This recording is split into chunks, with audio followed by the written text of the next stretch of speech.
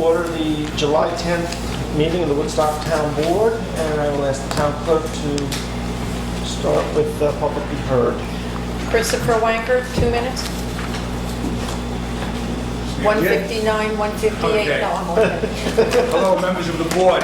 Here's a letter that I wrote after I heard and found out about the chairperson of the ZBA with her conflict of disclosure, I guess I'll call it. And it's probably part hyperbole because I wrote it when I was my blood was a little hot, and I meant to send it off to the newspaper, but I didn't do that.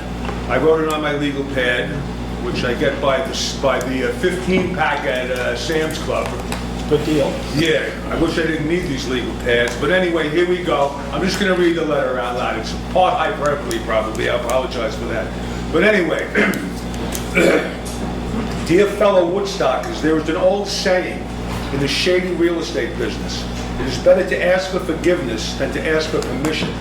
Simply put, this malodorous motto means it is better to build first, get special use permits and area variances later. Unfortunately, in light of the recent non-disclosure conflict involving Chairperson Maria Mendoza, it seems this motto has been adopted as a guiding principle and standard for consideration by the ZBA. In the interest of fairness and transparency, an immediate stop work order should be issued to the Woodstock Way project until a thorough investigation into the facts of the matter dating back to Maria Mendoza's first involvement in the project in question can be completed. Sworn testimony, depositions, and subpoenas may be necessary to fumigate the air and shed much light on a system based on high moral character of the unpaid volunteers entrusted by the public to be good stewards of the process. Anything less would be bad precedent and indicate to all others now and in the future that we Woodstockers are tolerant and encourage this type of chicanery. Thank you very much. I'd also like to say it's my observation, it's only my viewpoint, my opinion, that the attorney for the Woodstock Way project has much too much influence on the ZBA. Time. Thank you, Chris. Shannon? Okay. Jill Fisher?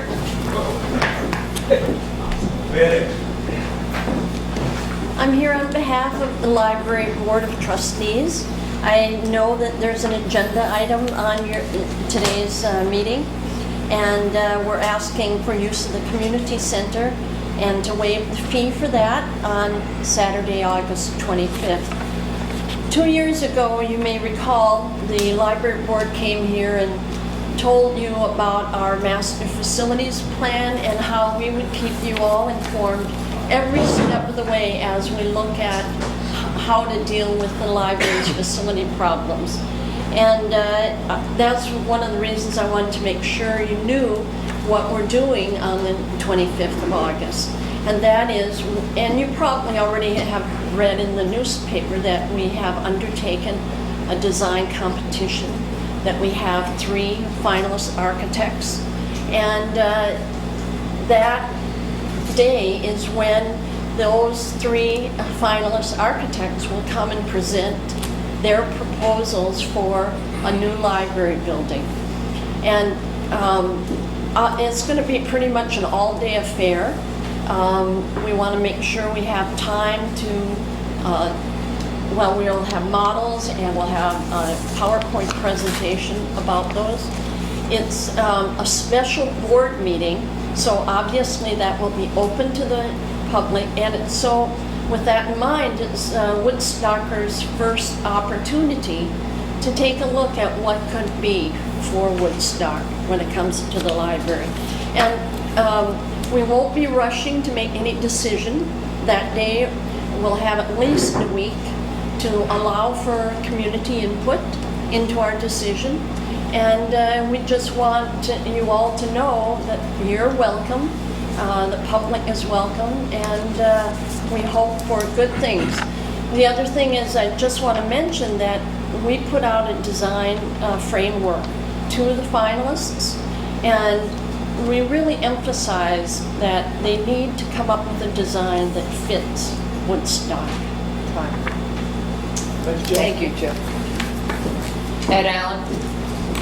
I'm here to talk about the mill stream. I've been dealing with it for several years now, the overuse, the pollution, the human waste and around Mill Stream, Big Deep, Little Deep, and above the bridge. We call the police when they're on private property. That has reduced it, but they're still sneak in. We have to call the police again. I think that the permit system doesn't seem to work, or hasn't worked. I think that a sign that would just say Woodstock residents only, like many cities in New York State do already, would keep the numbers down, even if you didn't police it. Some people are afraid of a sign.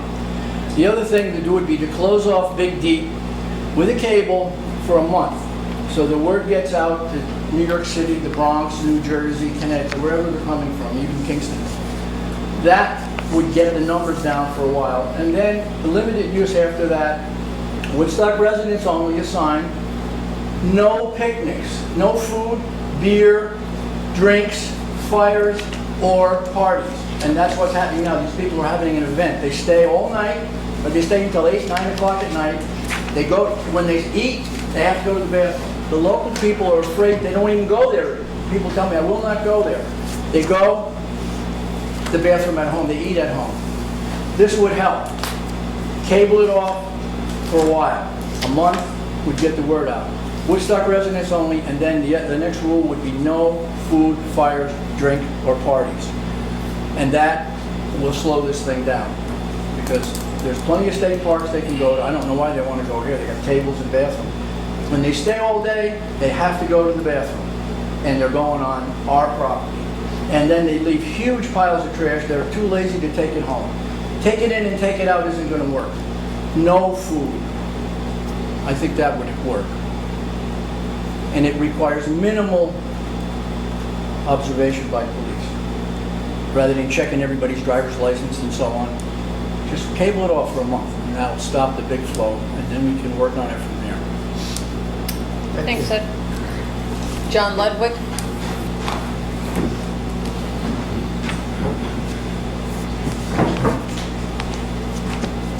Thank you. Thank you for the opportunity to speak tonight.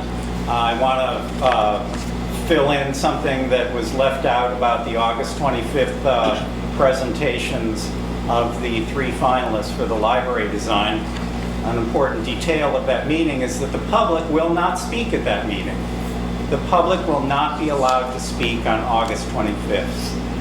The entirety of the public participation is going to be the public may write down questions on cards, and then the trustees are going to look through the questions.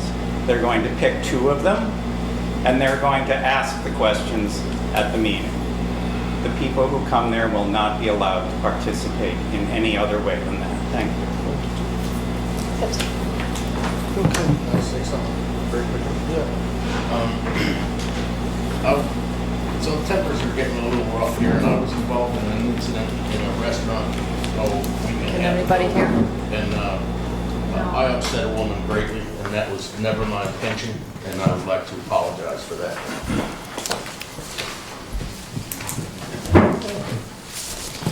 So I have a couple of announcements to make. Bear with me on this first one. The Vietnam Moving Wall is coming to Saugerties on July 18th to the 23rd.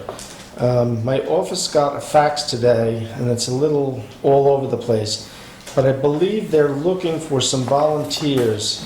They say any VFW members, American Legion members, EMTs, firefighters, police, or any civic groups that would be willing to help out on the 19th or the 20th or the 21st. Actually, I guess the 22nd as well. They're all 4 days. They're looking for help. If you are interested in volunteering and helping out, you can contact Linda or Tim, and I believe they're down at the county. It's 340-3194. I have not seen the wall yet, but I understand it's quite a sight to behold. And so I would urge folks to take a trip over to Saugerties when it does get here. And if you've got some time, any one of those 4 days, maybe you could help out. The other announcement, just a little update. The Mill Hill Road project is proceeding along. They're working in the evenings. They've got the demolition almost complete except for the last 100 feet, which they're holding off on. The last 100 feet, they cannot put calcium down near the stream, so they're holding off until they're just ready to go. There will be some work during the day this week. On Thursday morning, around 7 o'clock, the City of Kingston Water Department, and I thank Judith Hanson, who heads that department, in advance. They're coming up to help install 2 new water valves in our water line. In ours or theirs? In ours. Larry Allen would like to have a valve on either side of that bridge for shut-off, for emergencies, and for a number of different reasons. The City of Kingston recently purchased a new tool. It's called an insertion tool. You can set the valve without turning the water off. The valves are pretty pricey, but Judith volunteered to come up. I guess it's a little bit of training for them. They've done a number of them. They've gotten good at them. And we will have a representative from the company on site overseeing it. But it'll help us tremendously. So I thank them for that. Could you explain to the public, though, because the road looks the same every day, and people contact me and they say nothing's getting done. Could you explain? Yes. So what the initial process started at the top, where they work their way down. They are breaking up. Initially, they were only going to take up part of the concrete. And just before we started the job, we all agreed, the engineers, the contractor, Mike Reynolds from Highway, that it would be a much, much, much better job if we removed all the concrete, because eventually that concrete would have telegraphed through the blacktop. And the blacktop would have been there, but it would have developed a lot more cracks. So the front end of the project has been a little slower because they're taking that much more concrete down. One of the other things that initially there was talk of doing was putting a skim coat, like an inch of asphalt, down on the roadway. Part of the problem is, and part of the reason we didn't do that, there's so much groundwater, and that is part of the reason we're getting a lot of potholes, is the ground pressure from underneath is pushing the stone around as much as the traffic from above. And the problem, if we had put that skim coat down, the potholes, it would have come through, and then it would have been even more difficult to patch those potholes. So it was decided that a good base of gravel is the better way to go. They do add calcium every day to the project, and usually during the week it adds up, it's cumulative, but then on the weekends with the heavy traffic, I know by the end of the weekend it's starting to get a little dusty. The one thing I would remind people, if you keep it at 10 miles an hour, which is the speed limit there, it will help somewhat to keep that dust down a little bit. Not eliminate it, but at least keep it down. And you would ask the question about that groundwater. So with the 1 inch of the 1 inch of asphalt. Well, they're also down there digging, so, I mean, they're installing stuff. Yeah, yes, That's okay, right. yeah, not finished with that Explain yet. that. Okay. So the other thing they're doing is now they've worked their way up and they're putting structures underneath. So each night they may bury a structure or two, big concrete catch basins. And I believe they've completed, or maybe they have one more on the westbound lane that will be coming out. And what happens is they cover it up when they're done. Yeah, so you don't it see looks it. It looks the same the next morning. so But work's being done every day. Yes. And so they're usually working, they don't come in early on Sunday because of the heavy weekend traffic, but they usually come in around 10:30, 11 o'clock. They're started by midnight and knock off around 6:30. The other nights they're in around somewhere between 8 and 9 and starting and work through.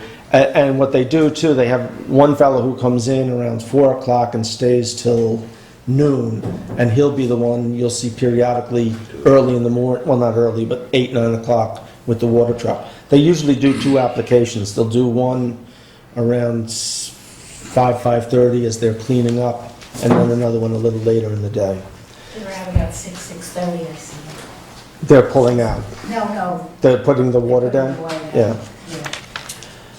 So, just let me think about So Thursday, hopefully Thursday, it'll be one day they'll get these valves in. That will be done, bless you, during the day. Then they'll be finished for the weekend. So next Sunday night, they should be ready to start putting in the 36-inch pipe. And they're going to start that down at Ferguson Creek, and they'll work their way up. Yeah, And that'll be about 3 weeks, and then they'll be ready to pave.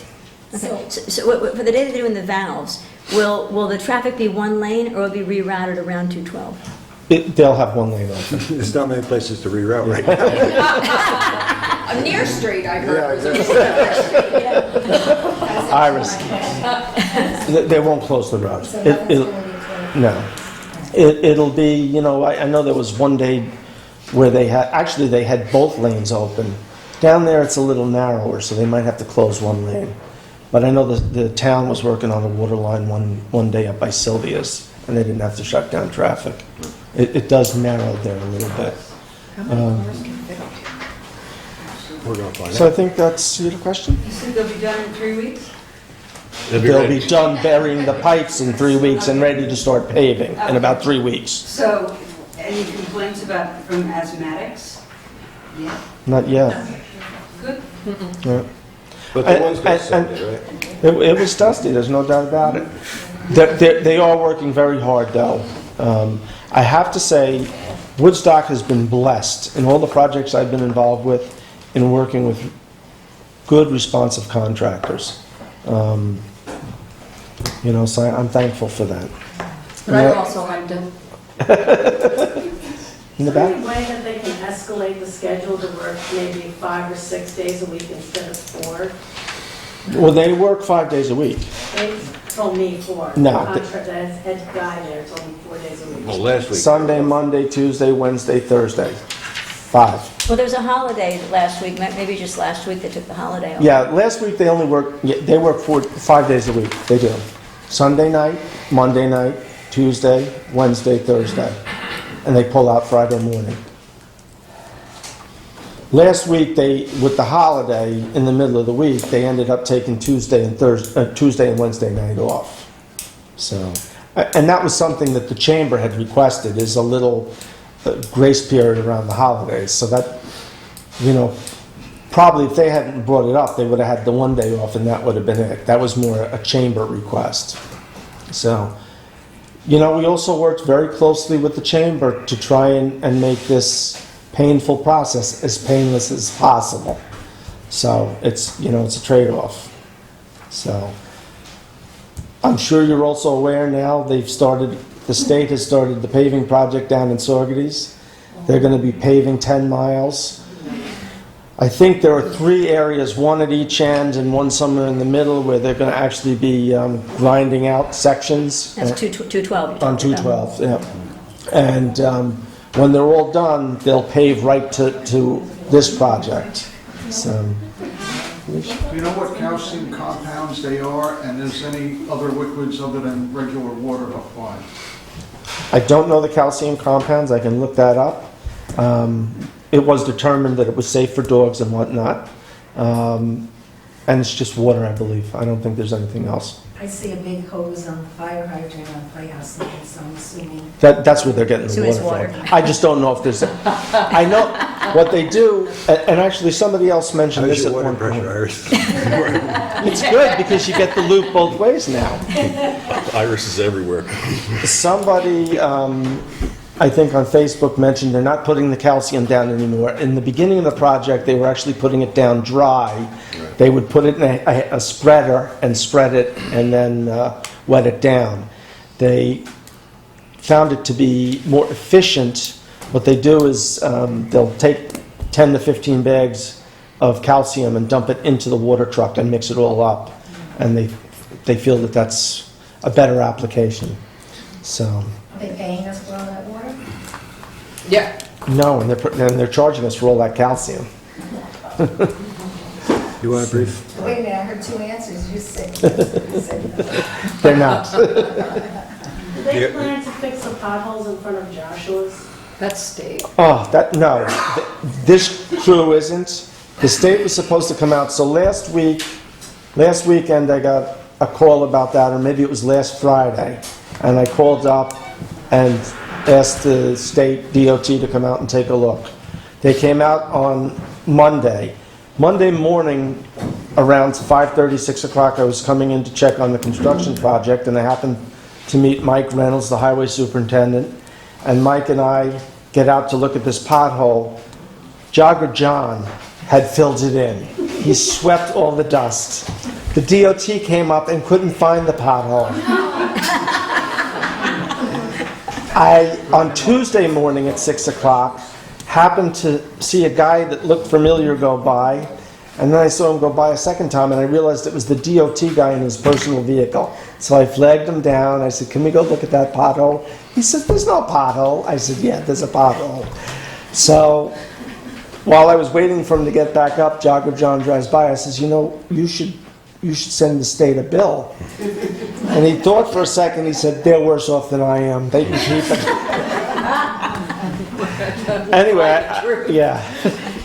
They are supposed to come and do some better repair work on that, because that whole section is really bad. Thank you. So, thank you.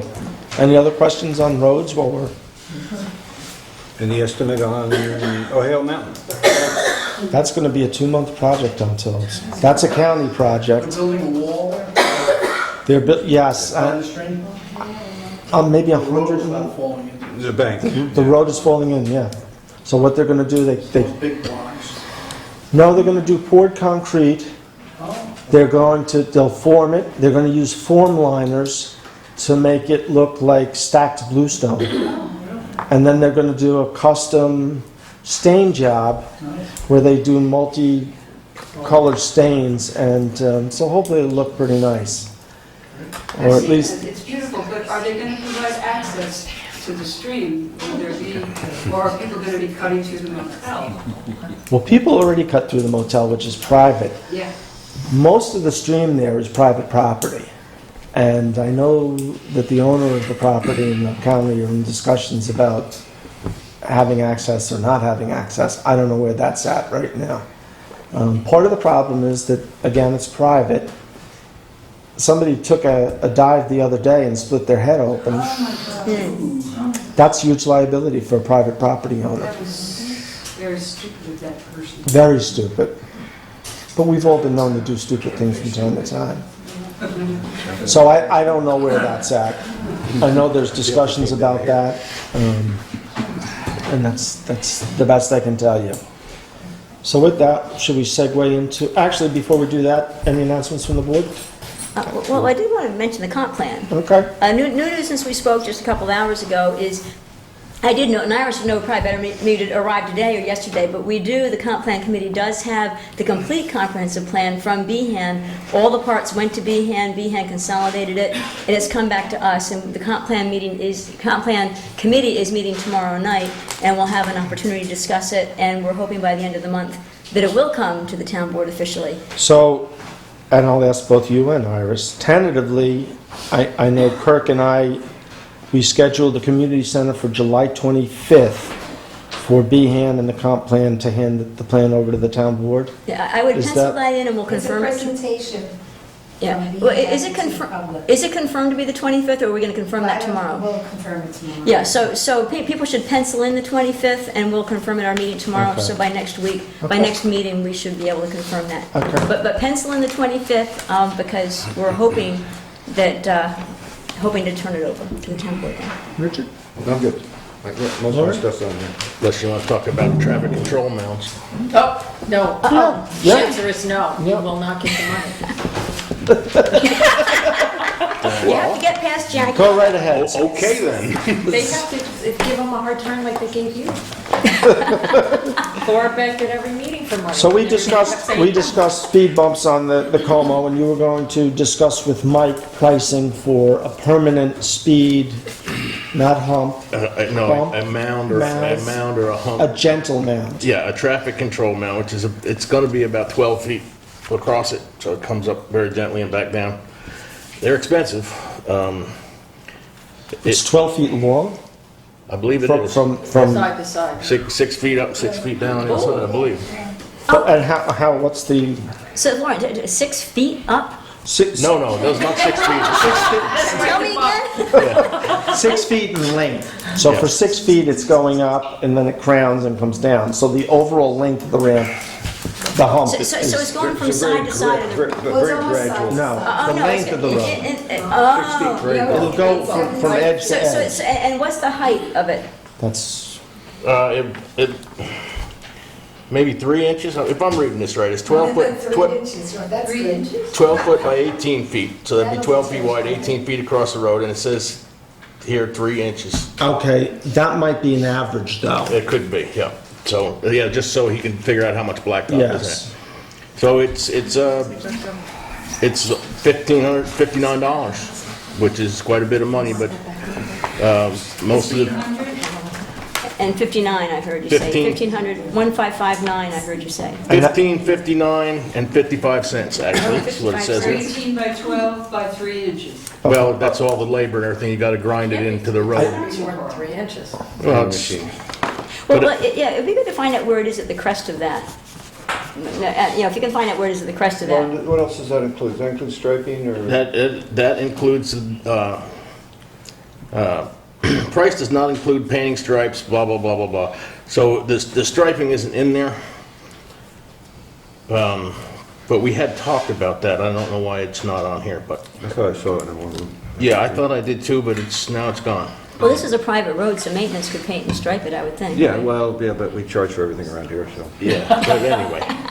Even ourselves. Well, no, well, no, we wouldn't charge for that.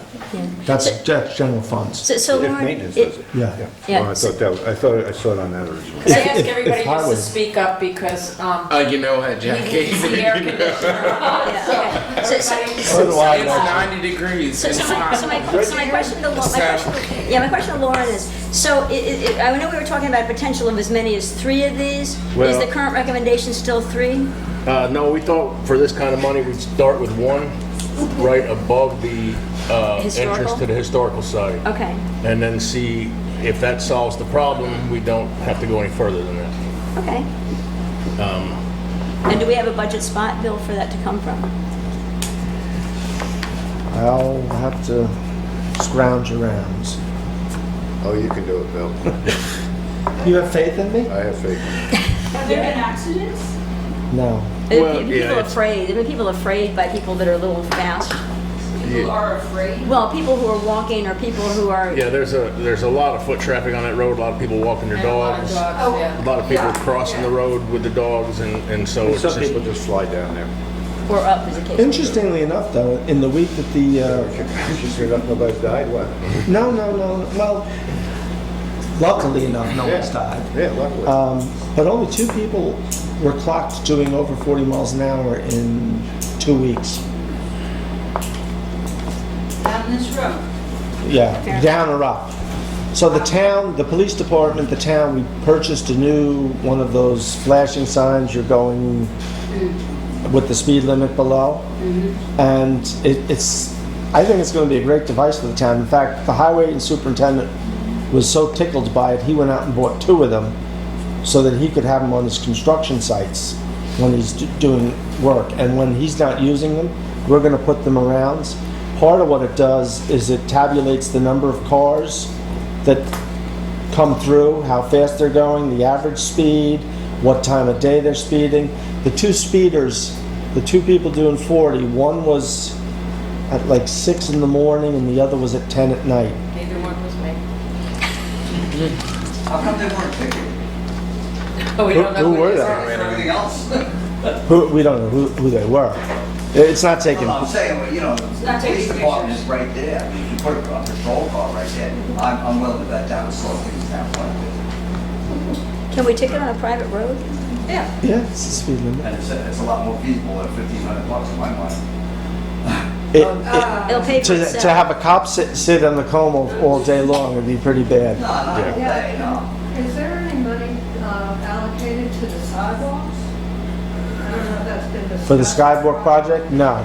I can tell you that I'm Which working... sidewalk are you talking about? Which sidewalk? In town, throughout town. Yeah, the My conference- sister, with 75-year-old sister, fell last week, Where?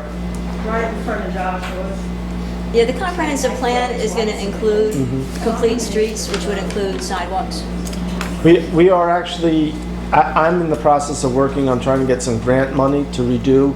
The town doesn't own all the sidewalks. We are responsible for some of them. And I'm also looking for some alternatives, because concrete work is not cheap and it doesn't hold up well. And I'll mention it here, I really wasn't going to talk about it in public, but if you go down to CVS, they've got a couple of areas where it's blacktopped and they stamped concrete and stained it. That's what I'm looking at. And I've already talked with the highway superintendent because it's feasible that we could use the highway department to do this work, which would help cut costs. So it's on our radar. Hope your sister's okay. Good. So can we get back to Lauren for a second? So this is a permanent, what you're talking about is permanent because it's part of the road. Yeah, what they do is they mill a gouge down in the road, and then they cast this thing into it. Okay. So there's no lip on it to get hooked on the plows. And then it just gets painted lines on it, and it just stays there. Yeah. So I would be, if Bill can find the budget, I would be in favor of that. You good? Richard, you good? Yeah, I would only add, I'm not done yet.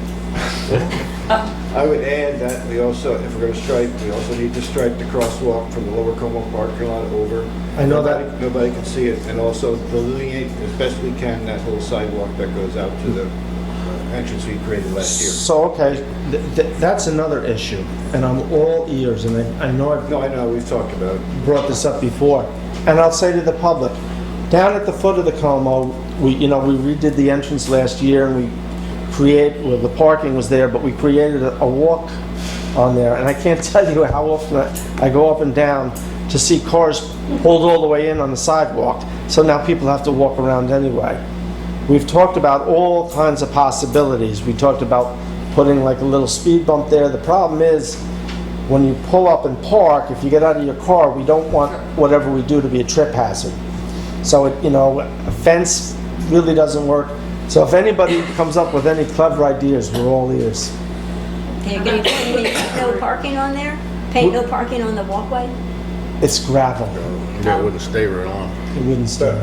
But the crosswalk needs to be repainted. So that is- If we're gonna do this, let's do it right. Let's do the whole thing right. So that is on my... And you have a line on the side of the road, right? You have Yes, a there's a line. line. Chain and pole? I thought about little stakes and Yeah. like a plastic chain. With But bright yellow? do you think people would getting out of the car, would that be a problem? You know what, if you open your car door into a We could chain. delineate parking How spaces. about a velvet rope like the movie theaters? That's what Jack... Wouldn't damage the car doors. I'm not worried about Stamped asphalt? the sidewalk. Yeah. Not a bad idea. What are you talking about? Painted orange? Well, A human being is a very good thing. somebody standing there like this. A human being, it's a municipal, you have a sacred town, it's Woodstock. You might as well have a human being. Something we could consider. So, Were you finished? no, I'm done, Reggie. Okay, and I know you're for it. You're good for it? Okay. Yeah, I'm good for one, just to clarify. I'm good for one. Good for one, and it'll be above the, The Historical Society. right Historical above the Historical Society. You got a question in the back? okay. I know this is on the agenda, but I live on the street side and Cameron Brook Road is a problem for walking. I mean, you're talking about walking, waiting until somebody gets killed.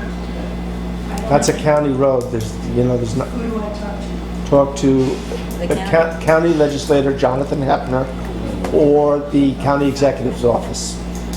I'd go to the county executive's office. Well, Although, the DOT yes. has been down there, I know. They're also looking at the possibility of a yield sign down there. So you can call my son, Jonathan Hepner, who's the Jonathan Hepner, the county legislator, or call the county works department, or he'll put you in touch with them, actually. Yeah, but my wife makes the same complaint, that she walks there every day, and there's no sidewalks. I don't know where you're gonna put them, that's the problem. That bridge is slated to be replaced. When? They're hoping to get to it before winter, and after they finish the Ohio Mountain. It'll be a pretty quick project. We're gonna be trapped. We're gonna be trapped. All they have to do is pull the deck off, pull the 4 or 5 beams, replace them, and recoat. There's no abutments or anything like that. Is it gonna be wider? No, I don't believe so. County roads. I'll look into that, but I don't think so. It needs to have some kind of walkway. It's really dangerous. We've talked to the county before, and also Ohio Mountain Road. They don't listen. Is that a problem? They can't do Trouble is, it. where do you go with Can't- the sidewalks? I don't know. You're on the private property, and you got, so. Well, just on the bridge, with the bridge. Huh? I mean, It's the bridge. You know, it's like, There's the country. So I'm going to come back to the board for a second, because everybody else, Reggie, do you have any announcements? Or? I do not. Okay. Have we passed, are we doing a resolution on the mound, or no? No, we don't need a resolution. We're good. We'll remind you. I'm sure you will. You'll vote me in tomorrow. Is that built yet? Topics, big and little deep. Do you want to start, Richard? Because you. Well, I sent an email off to the other members of the town board, just basically outlining options. One is to shut it down completely. Hold on. Let the board. 2 was to shut it down for a period of time. 3 is to hire a lifeguard, which the county health department insists we need if we're going to permit that place. These are the options. I'm not saying I'm in favor of that. We also talked about just hiring a person who monitors the place. My thinking is that if we charge, we have to pay for this person without increasing taxes, hopefully. If we're charging anybody, we charge out-of-town residents. I have no stomach for charging Woodstock residents at all. But something's got to be done. And those are basically the options. The other option Bill came up with was we charge for parking down there. Again, you could do it for out-of-town people. You'd still have to have somebody down there to do that, much like we do in the parking lots. I spoke to the police today about the 212 situation. They will ticket if the car's tires are on the road. If the car is completely off the road, they can't ticket.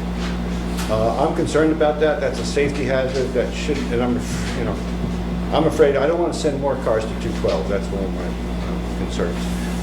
Personally, I favor shutting down for a little bit. I'm very concerned about the environmental impact that's going on down there. I think we need a little bit more time to come up with an answer. But if somebody wants to vote on something else tonight, I'm more than willing. Well, I guess what... Hold on, the board's going to talk first, and just maybe I could get a little history before we get too far along. Last fall, we came up with the idea of a permit system. We voted on it, we approved it, we came up with the form, the application, we were all ready to go.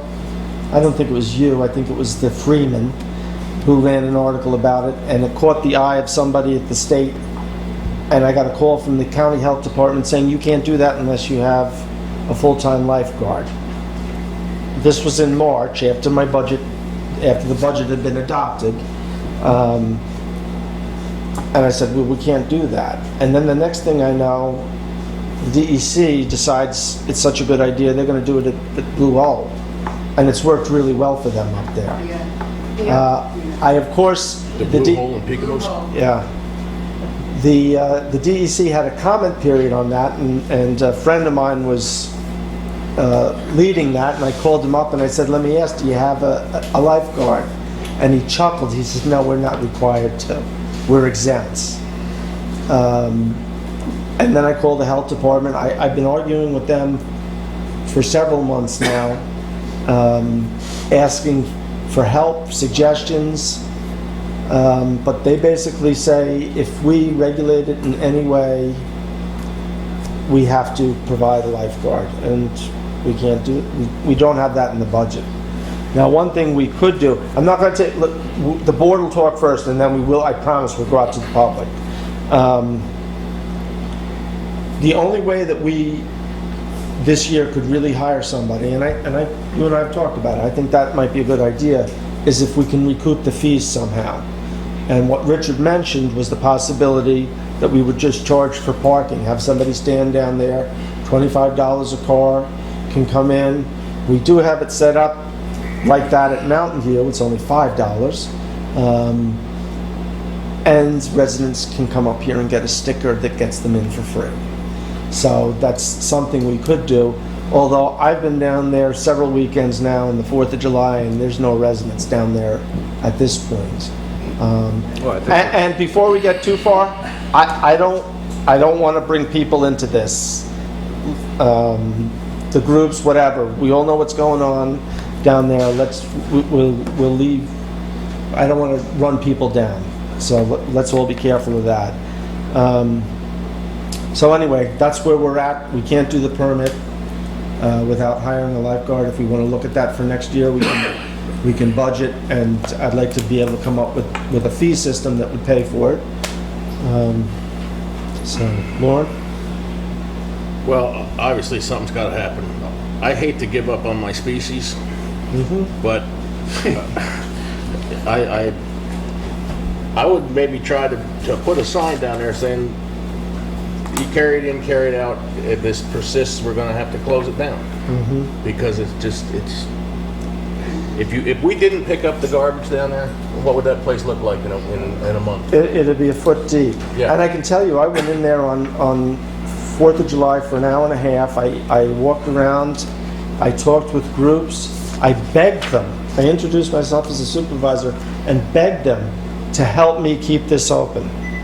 It was still a mess. One other thing I wanted to mention, so last year when we did the permit, we came up with some rules and regulations. Last week, before we started to talk about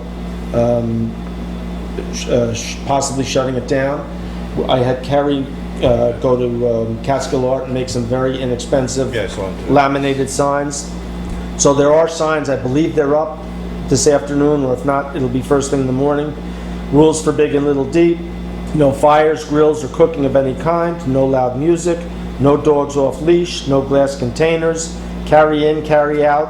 Everything that you bring. Do not leave any trash. Swim at your own risk. No lifeguard on duty. No camping. No firearms or other weapons. No firecrackers. Hours of operation 10 a.m. till 8 p.m. Failure to obey the rules may lead to expulsion from use. Property is patrolled by town of Woodstock officials. I guess you didn't say cops because some town supervisor was there. Can I just say something? Yeah. I've seen a lot, I mean, this going for Woodstock viral on Facebook.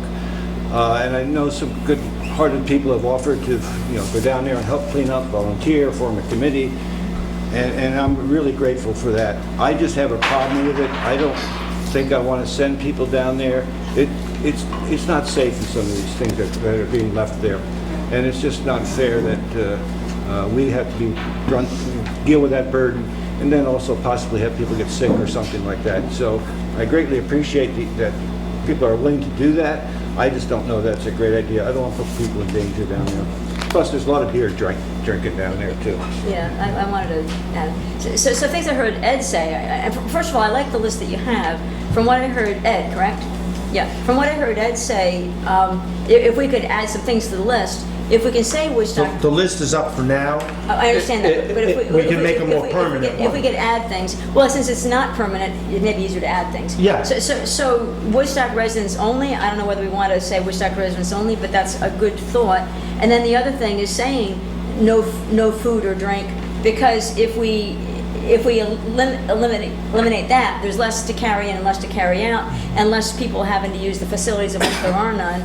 If we did go the route of having a lifeguard and having some way for people to pay, so we pay for the lifeguard, I think we would need porta potties and ways. Now it's more official. You have to have some sanitary things. So I would like making the sign a little more strict, like saying Woodstock residents only, no food or beverages, which is along the lines of what you said. Which is why they come. Yeah. So taking what And stay all day. Yeah. So taking what's already there. Nothing is enforced. And so. No concern with people around. Okay, let's do one at a time and let the board finish. So my thought is then too, is if you have the sign with all those things and you put it up, let's see if that helps. Because shutting it down is a drastic move. If the sign helps, maybe we don't have to shut it down. I think that sign's a good start. If you're willing to add a few more things like Woodstock residents only, no food or drink, I think those are the things that I would add based on what you already My said. only question to you, Laura, would be how do you monitor that, and somebody said enforce that all day long? That's where I run into trouble, and that's where I see somebody needs to be there. Well, there can be spot checking. Maybe the police can spot check once a day, twice a day. I've got mixed messages on whether it's legal to limit it to residents or not. Okay, so we have a lawyer. Yeah, and he and the Association of Towns, that's a little more. So they're not sure, they're not sure if we It's can. not illegal or that we could charge out-of-town people. I mean, they do. And not charge residents? Right. Well, when we have a private property, so that we don't have any private property in town where we can say this is for Woodstockers only? We charge for this parking lot, and residents can park there. Correct, and I'm not sure that's legal. Now you tell us. Here's the microphone, never mind. We're talking about $5. Well, whatever you're talking about, it doesn't matter.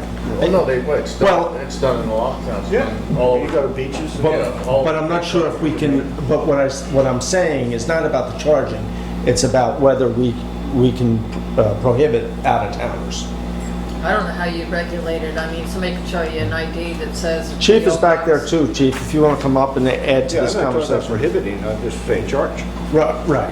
which I think. Well, Laura suggested. Yeah, I wonder if we can say Woodstockers only and see whether, but again, even if we can't, I think the sign that's up is a start, see if that helps, because closing would be like a last resort, and maybe that helps. So one other option that we can then put on the table is the signs are either up or going up in the morning. Right. We have a town board meeting next Tuesday. I want to continue this conversation, Sure. but we could hold off action on closing Until until we Tuesday. give another week. Yeah. We give another I will say that in speaking with maintenance today, the situation was a tad bit better in that at least the garbage can was still totally empty, but all the bags were at least piled up around the garbage can. So at least So they're training. Progress. it's progress, yes. I have a question. Just let me go through the rest of the board to give and then we're going to go out to the public, I promise. And the chief, of course. Don't forget. Lauren? No, I'm good with putting up some signs and hoping it gets better by next week. Agree. Let's try the signs and temporarily and see if we have some improvement. Okay. Chief? The concern I have is when you say Woodstock residents only, it's public property. So anybody in Woodstock, has a right to use the Como property. Right. Or any other town property. Right. Anything field. So how do we restrict that? So enforce, it's going to be really hard, if you just walk and tell property owners, along the Mill Street, if you want us to remove a group of people, everybody has to go. We can't choose and pick, That's a good point. out of town and, Right. and local versus local. Okay. So now I'll open it up to the public. So everybody's going to get a minute, and then we'll keep going around, okay? I am a Woodstock resident, and it angers me that, people will come here and trash this place, and have no regard whatsoever for the property or people around the property. But it angers me even more that, the people that live here and have been enjoying this, I've been enjoying personally since 1969, okay? And You came for the festival and stayed. but that's a whole other conversation. But it angers me even more to close these places down because of these individuals. And all this talk about signs, it's all really nice, put the signs up. But if it's not enforced, it doesn't mean anything, as far as I'm concerned. Go in there and you hit people with a couple of $500 fines for living and stuff. The word goes around. It does. I worked for a municipality for years, and I know how this works. So all the talking is really good and stuff, but it has to be enforced. Well, the police have been going down there. Right now, there were no rules, so there's nothing for them to really enforce.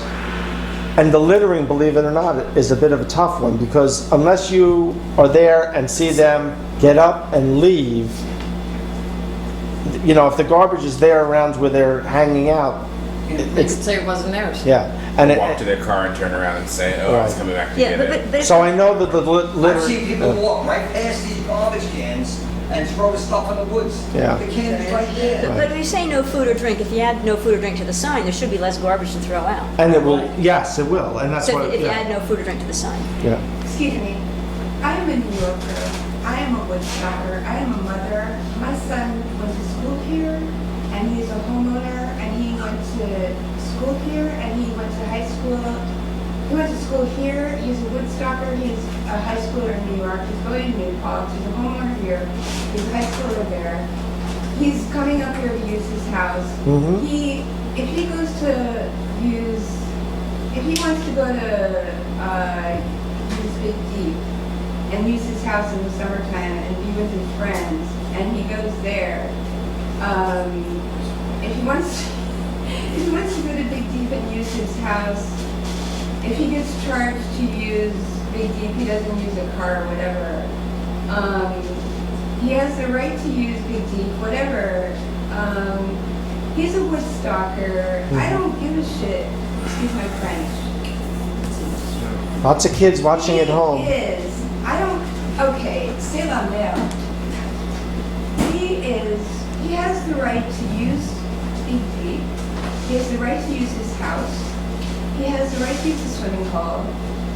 He has the right to swim. He's a New Yorker. Okay, thank you. Lisa? You know what I'm gonna do? We'll start and we'll, yes. Yeah. The question also is, these properties, are they town properties, state properties, private properties? And then that determines if it's a town property, you can limit it to town people. If it's state property, it has to be open. And if it's private property, it's up to the private person to say what. Well, we're really talking about we're talking about the Millstream further down on Millstream Road, and then Big and Little Deep. So Big and Little Deep are town properties, but it's not, we don't believe it's legal for us to restrict it solely to residents of the town. Well, they were town, I know on Long Island, it used to be like town beaches, restricted to residents only Yeah. and their guests. But they may be private.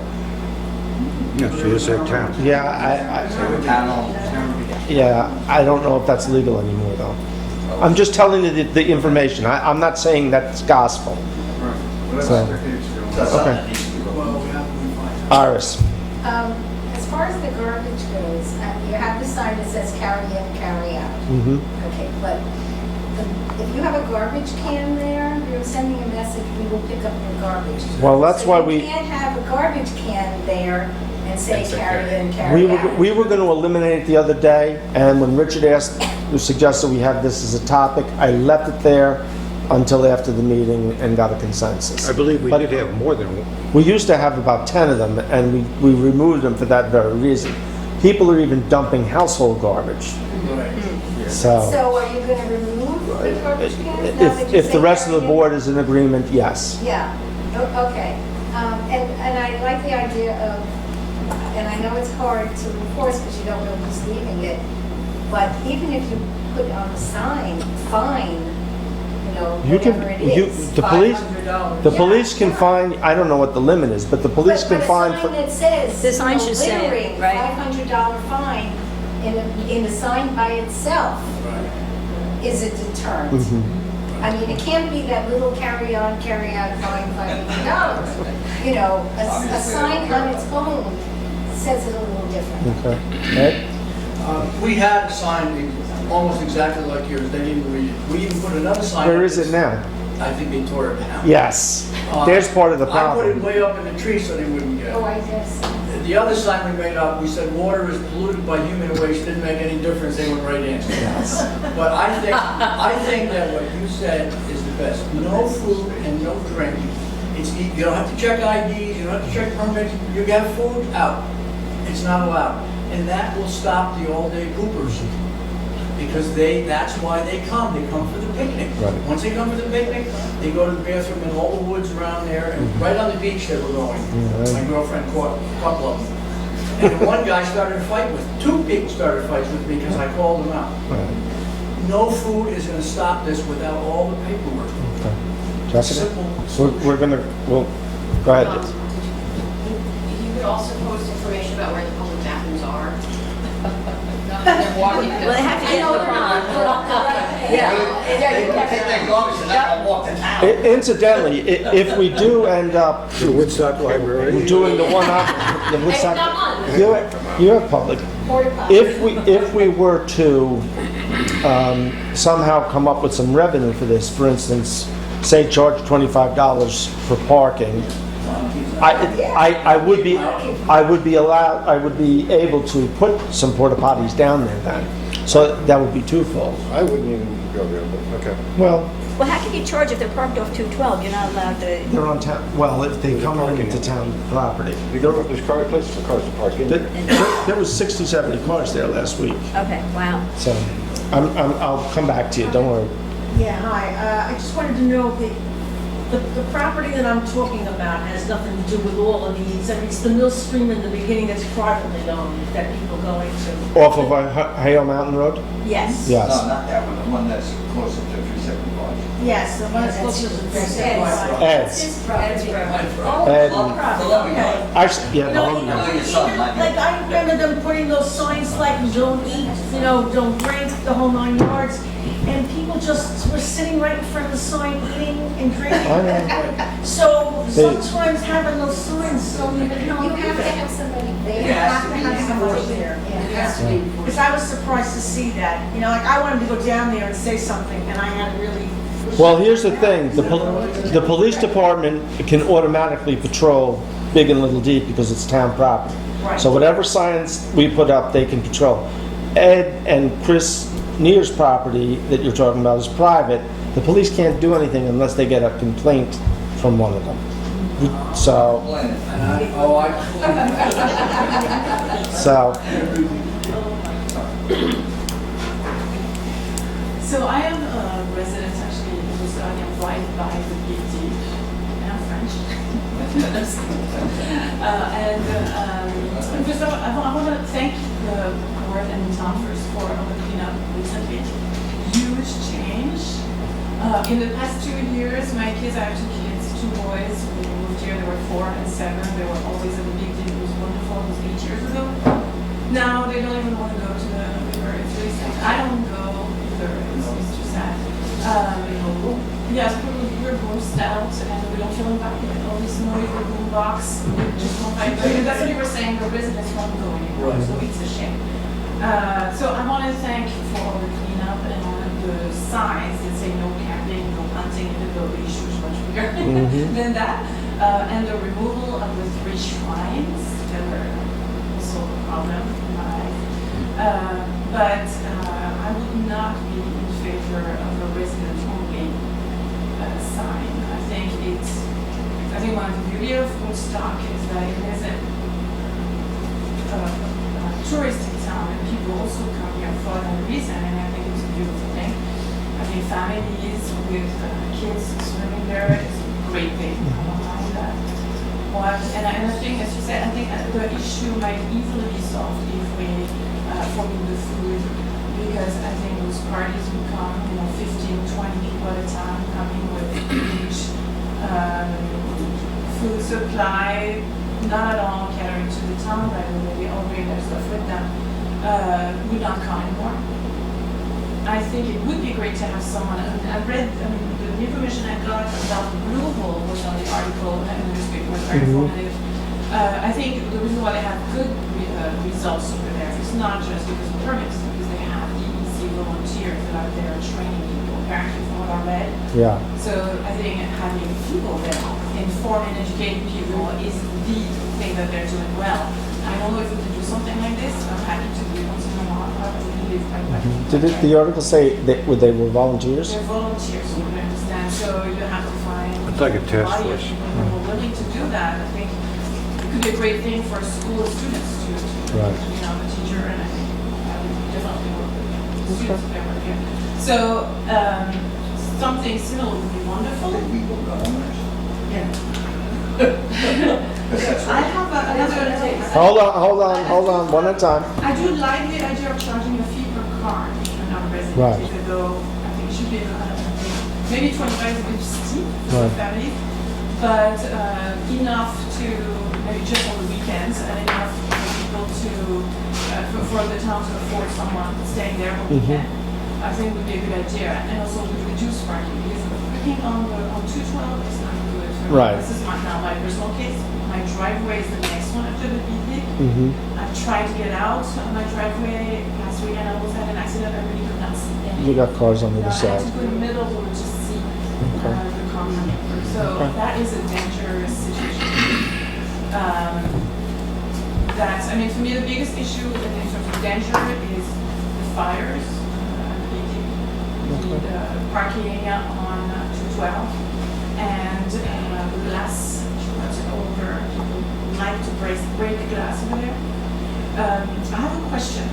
Okay. Because people have now started to move down the stream right in front of my house, which I don't like. I mean, I do have a question. I do own, technically on the map of my house, I do own a part of the river, which I don't claim. I don't care if you can come if they're clean.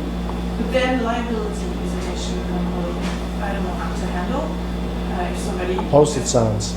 Right, this rock where people love to jump from is actually dangerous. I don't know what I would do if somebody got hurt here and what my liability would be. But I don't also know how far... You should consult with your insurance company and ask them about whether you need to post it or not. Yeah. So. And also the next question I have is how far does the property of Woodstock go? Because people go further on the street. We own on both sides. I wasn't aware that you own to the stream. I know the city of Kingston, and the city of Kingston owns a chunk, and then we have more property down off of Sawkill, the Little Deep, which doesn't seem to get the same amount of traffic. But it's changing also because people are now spreading, and Sunday there was music and loudspeakers and fire going and smoking and all kinds of smoking going on there at the Big Deep, and then right underneath my house, and then further down. And that was my I'm gonna cut you off there just so we can go through and you can come back. So, Tim? Anybody in the back? Parking is a problem, and, Chris Meir has signs up that says that that's absolutely private property on the trees there. Yeah, and they ignore them. Yeah, and he has, I think, contracted someone to put in a fence to keep people out, because it is a serious liability. It's enormous. Consult your lawyer as well as your homeowner's insurance. And that's unfortunately. And it's the police are there writing tickets, and in some spots there it's $150 fine. And they still park there. I pulled up the other day, and there was somebody just pulling up to park, and I said, you shouldn't park there. I know the police are on their way. And he says, I already have one ticket. They're not going to give me another, are they? I said, yes, they are. And I didn't see it, but I did hear that one car had 3 tickets. I don't know if that's true or not, but Isn't it a nature preserve room? no, that's private property there. So, anyway, let me just continue on. I was just going to suggest something similar, like what people would say at volunteers at the end of the waterhole area, passing out garbage bags and explaining how the mess has become a serious situation, and if you enjoy spending time here, that take this bag and take your garbage out when people leave, and then the volunteers will be somewhat policing the area and maybe a deterrent to people littering as well. Put up webcams, but they'd probably get stolen. Bill, could you tell me if the streams are all under the jurisdiction of the DEC? Because I know when we had that work done on the stream next to our house, we had all kinds of permits and stuff. And I know that they come during the day and check all the streams in the neighborhood because they see them get out of their car and... If you're going to do work in the stream, yes, they have jurisdiction over the stream, but something like this, they would not. So I was going to say, if they did, then they would For instance, the Mill Hill Road project ends up in the stream. We had to get a stream permit to do that work. The county had to get a stream permit for O'Hale Mountain. So that's what they regulate, but not recreational use. And if you're in the western end of town, that's the DEP has jurisdiction over that too, because it's in the, As well. it's in Yeah. the Suffolk County watershed. Okay. Um, Can't see back that far. Comments and a question. The Blue Hole does have a stewardship, Mhm. very effective because every single person coming in is greeted Mhm. and every person leaving is greeted. So that's how they're handling it.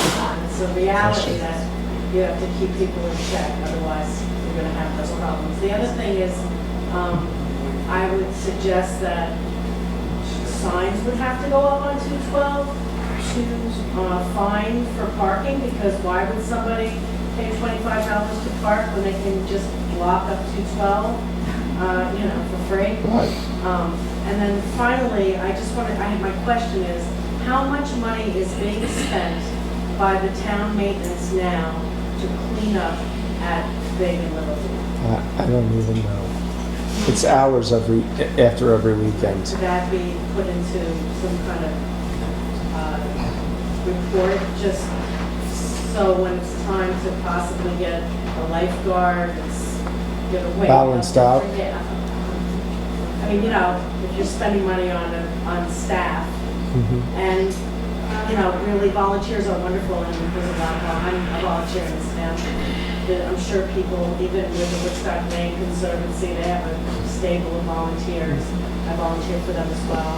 The stewardships really make people feel like they're contributing something to the town, and it's something to consider. But honestly, if you have to get a lifeguard, and I don't know why it wouldn't be waived, because liability is an issue, and ma'am, please call your insurance company, because if somebody jumps off a rock on your property and it's not posted, they'll sue you for your house. That's what they do. Next. Okay. Anybody One else? more thing. New York State law, liability 101.1, property owners not responsible for swimmers, horseback riding, dog training, ATVs, snowmobiles, you're not responsible in this thing. They can bring you to court, but if you hold up the law, it's on your side. You don't have to worry about that. Unless you put up a wire that they trip over on purpose, then you're liable. But just swimmers in this state, I looked it up, a lawyer told me. Yeah, so those lady in front. Yep. If you don't have posted or not, it makes no difference. Okay.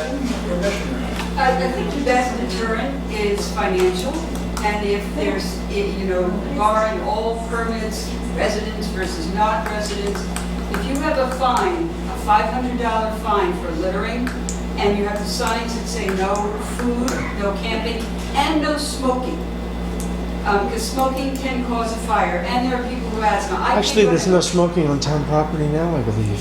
Well, wouldn't hurt to put it on the sign. A sign is not, if it isn't enforced with some kind of real enforcement, they're going to ignore it. I was at the Rocky Mountains last year, and high up in the mountains, gorgeous water melting from the peaks of the Rockies. And we were like 12,000 feet in the air. And there were signs all over. Do not swim, do not drink, possible giardia. Nothing will deter somebody from going in water and think they're going to get giardia. It's a horrible disease. I've had it 3 times. I speak from experience. And, it's not just human, because humans don't actually contribute to giardia. It's wild animals, undomesticated animals, beaver, deer, raccoons, whatever. They poop wherever they want to, and the effluent goes into the stream, and it causes giardia. It's very difficult to get rid of. So that might be a deterrent too. Possible giardia. Outbreak. Yeah, but you have to explain what that is. Jackie. We don't know here. Okay, hold on. It'd be easier to buy an alligator. But a $500 fine, Okay. enforceable, and having. Hold on, Jackie first. Jackie, you had your... I kind of agree with whoever was talking out there about the stewardship process. I think that's a good idea if people want to be out there and kind of self-police ourselves. I've been swimming and walking these streams myself for the last 55 years, and it disgusts me to the point that we have to have our maintenance department go out there and pick up 15 bags of garbage on a weekend. It troubles me that we have to spend the money on police officers to go down there and police that place down there. I think we should be self-policing. I think a parking fee would probably be good, but I really do think the idea, if somebody wants somebody to be down there full-time, it's either going to be our taxpayers, and eventually it's going to shut it down, or it's going to be the community that just educates people as they come in there. To put a lifeguard, and we run the summer camp, so I know a little bit about lifeguards. Lifeguard would be one fix, but a very little fix, because there would only be a certain area that they would be responsible for. You're talking all the way from Big Deep, all the way out to Little Deep, private property in between. You'd have to have multiple lifeguards. You couldn't have one. And then what are you going to say? No jumping off of rocks, no doing this, no skipping stones, none. I mean, it's very difficult to police it that way. It's a natural stream where people are drawn to it with water. I really think we need to educate with signs and have people that want to volunteer and just go out there and say, listen, this is our property, and we're not going to pick up after you. Period. We're not going to. So no food in, no food out. You have to make it difficult for people to want to go there. And why are they going there in the first place? It's because of the water. Let them swim for a little bit and leave. We don't want people there for... exponentially since the New York Times posted Oh, yeah. best places to swim. When I first started coming here, it was pristine. I know And it's it. only very recent that has grown exponentially. Right. And I really think we need to take it back. Yeah. We do.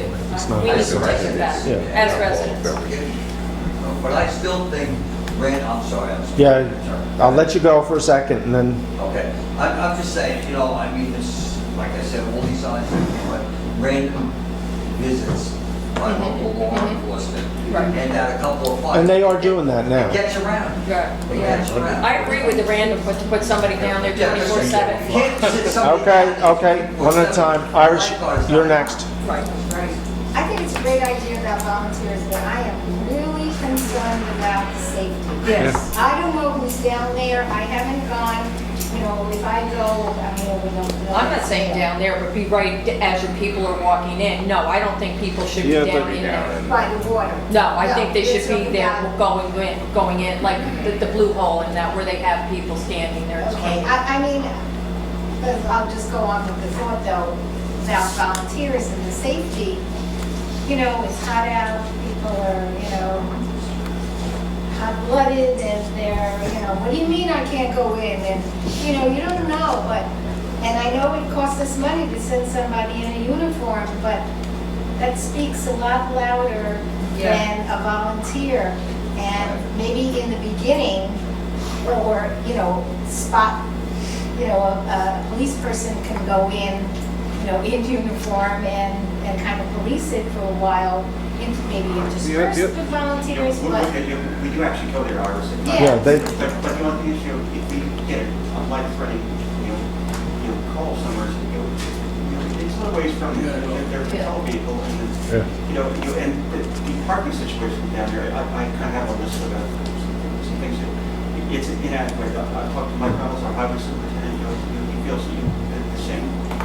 You're parking amongst a bunch of trees, it's not organized, people get blocked in, it's a real terrible situation. Yeah, that's a whole other. well, if we were gonna look at this, I mean, Mike asked early on, did he want us to go, have him go down there and clear things out? Well, I kind of have that. And I told him not to. I've been talking to you on it since back in March, April. Right. About the solutions here, like I said. The most drastic one is to close it completely. I don't think anybody wants to see that happen. I mean, you can leave it open, increase your garbage pickup, reassign, when you're maintenance people from a weekday to, mow grass and pick up garbage throughout the daytime. It's, to kind of drive down there, the bathroom facilities, you have 200 people, it's not right. It's not right to have that many people, without some type of facility. And, and this, the sporadic, police presence, great, you know, but it's tough on the weekend, you have 2 officers on, and when you have a car accident, you have injury, and you want to find out what officer to get there right away, Plus, there's 80 other miles of town that would like to see a police officer once in a while. So just like a couple of times, we send an officer out to the far end of the field for a new start. I was there last year. Hold on, one at a time. So there's a lot of factors here when you put additional police on, but it comes with With a price tag, right. Well, changing the maintenance around comes with a price tag, or putting porta potties, that all comes with a price tag that's not built into our budget this year. So, there's a woman in the back, did you use this? Iris kind of addressed it. Okay. I think the idea of a lot of us who love these areas, us locals, would be happy to help out in some way, but the confrontational nature of some people, you're coming out there in your blue jeans, but if you can't, who the hell are you? You need somebody who looks a little bit official to do that kind of thing, and then maybe we can help out. I don't know if how long we're gonna have patience for picking up trash, but doing things that, we citizens, doing things that don't entail confronting people and telling them what. Keep in mind though, we're talking about a lot of time. If we did every weekend, and we're talking about 10 to 8, right there, that's 10 hours a day, that's 20 hours a weekend. That's a lot of volunteers. Not counting the holiday weekends. Holidays that trip and on whatnot. Waterboard. I would also add, because I know the Blue Hole keeps coming up, and yes, they do have a stewardship program, but that's also a campsite, there's a DEC presence there. It's not like these folks are left alone up there by themselves. Right. And that, I agree with Iris. It scares me to put people down there without some type of protection. And there's a tremendous amount of disrespect for police officers. What are they going to do with us, the average citizen? When we actually talk to these people, they're actually very respectful to us. To you? You got a gun. You got that chief thing You know what, I'll tell you though, I approached groups of 20 people the other day, and they were all very courteous, very polite, very friendly. I did not at all feel threatened. They just left their garbage. They didn't. Come Monday. Actually, the groups that I talked to, they all did have garbage bags. They all ended up by the garbage can. Jeff, you had your hand up for a while. I think from what I hear, there's really only 2 solutions that are actually going to work long term. One is either close it entirely, which is nobody wants to do. And the second is what you suggested earlier, which is to permit it, heavily permit it, and do it legally, get a lifeguard down there. If that takes a year to do it, we do it in a year. We close it, but relying on volunteers is not a long-term solution in my opinion. That something's got to happen. I want to be able to use it. I'm a resident. I want my daughter to be able to use it. She's not a resident, but she was. I don't use it anymore because it's not a place I want to be anymore. I want it to make it a place I want to be again. I think permitting is the only way to make it happen. Let's just get that to go and get a budget for next year, get a lifeguard. Okay. Anybody have anything new to add? Yes. In lieu of Hold on. mentioning Giardia, you could have a sign that says possible high bacterial content, swim at your own risk. Who really wants to swim in that? Or we could just say, The only thing I'll throw out there is that last the 4th of July, when I was down there, the stream was chocolate milk. I mean, it was mud. Because it was stirred up and Yes, had rain. yes. Yes. And there was nobody in the water, but they were all there having a good time, partying, running around. It didn't seem to stop them. Well, the sign. So the Giardia sign, I don't think is going to Well, work. I live on the stream. I live downstream from all that pollution on it. Mhm. And it's, I think about it. Ed reminds me regularly. Okay. Last, okay. Yeah, just a quick question. There's been several ideas kicked around in this room concerning this issue. Who makes this decision? Is this put out to a vote to the public or the board? Town board. So I'll bring it back to the board. What do we want to do tonight? I'd like to see. Can we rent an alligator? Yeah, there you go. How about we get one of those big pythons from the Everglades? Shark fin, it ought to be Yeah, good. so I think that your list that you are going to post is good. I would add no food. Well, there's no adding, the sign's already made up. If Okay. we're gonna get So I would think that a sign with the words added, no food, no drink, no smoking, even though there's no smoking on any town property, people might not know that. So no food, no drink, no smoking, violators will be fined. If you take the list you already have and add those words, I would go with that and see if it helps. But since the sign's already made up, we'll start with that. But So you're, what I'm hearing though is you're willing to put the sign up and see what happens this But weekend? the sign up, and then also with police, now that there is a sign, police showing up every now and then. And they have been. Right. That's my preference. Okay, Richard? And then we'll talk about it, we'll, Again next I'll have a report for Tuesday. I'll give it a shot if you want to try for a week or two. I don't know what you do about no drink. I don't know what that means. You can't bring a bottle of water in or what, but I still think No alcohol. no alcohol, yes.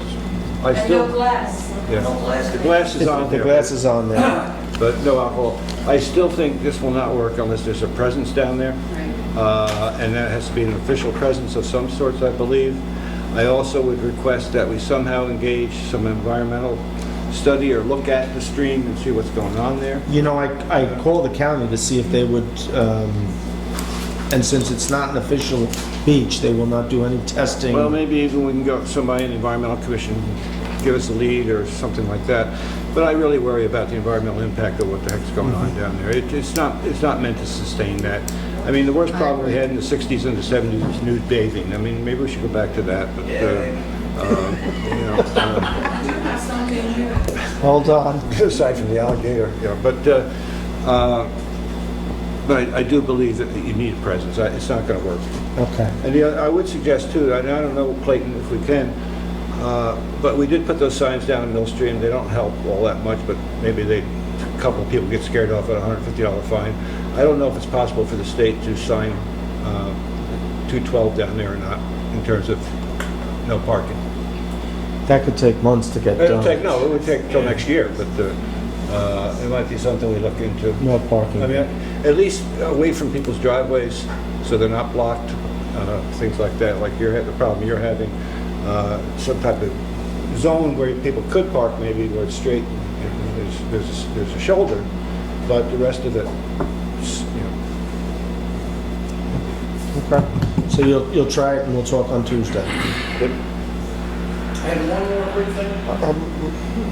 No, I shut it off. We're going to talk about this again on Tuesday.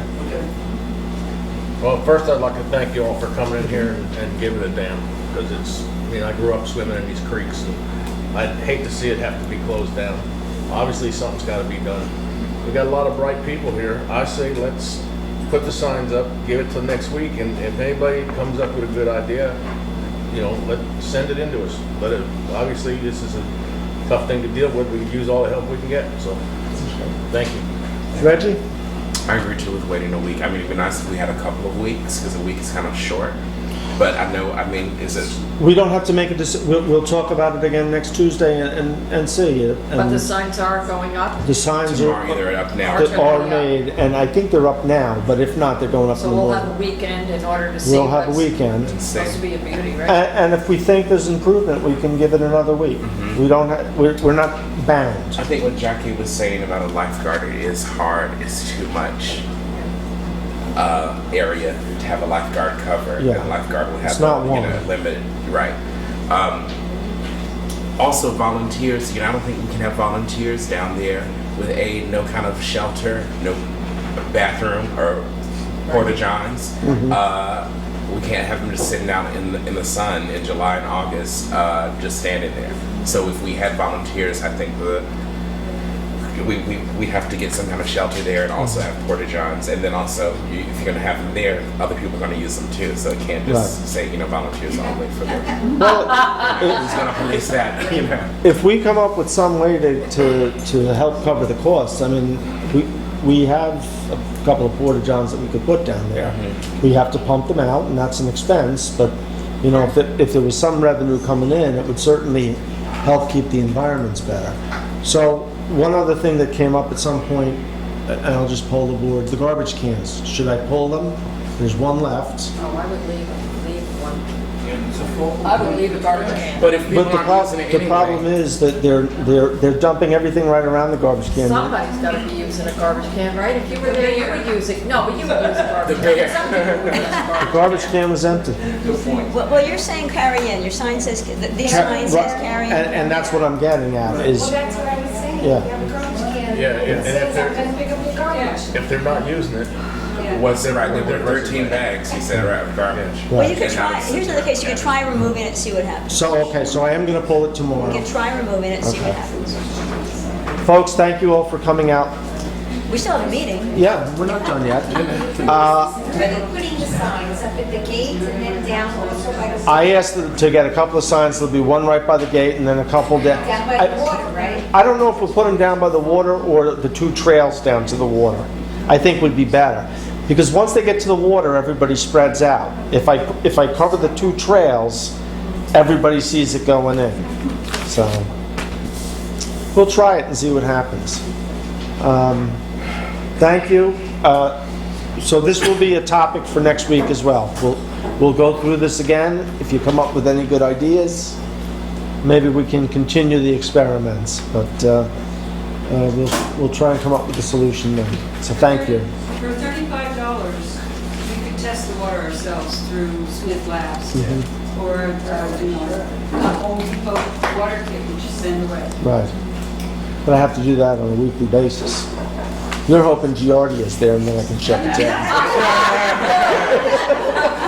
Good night, folks. You want to talk about, let's talk about the B&Bs, and then we'll do the resolutions last. So we're going to do short-term rentals? Yeah, Yes. I have my marked up copy. So last week, we kind of came, or a couple of weeks ago, came close to having a document to forward, the zoning changes. And tonight I've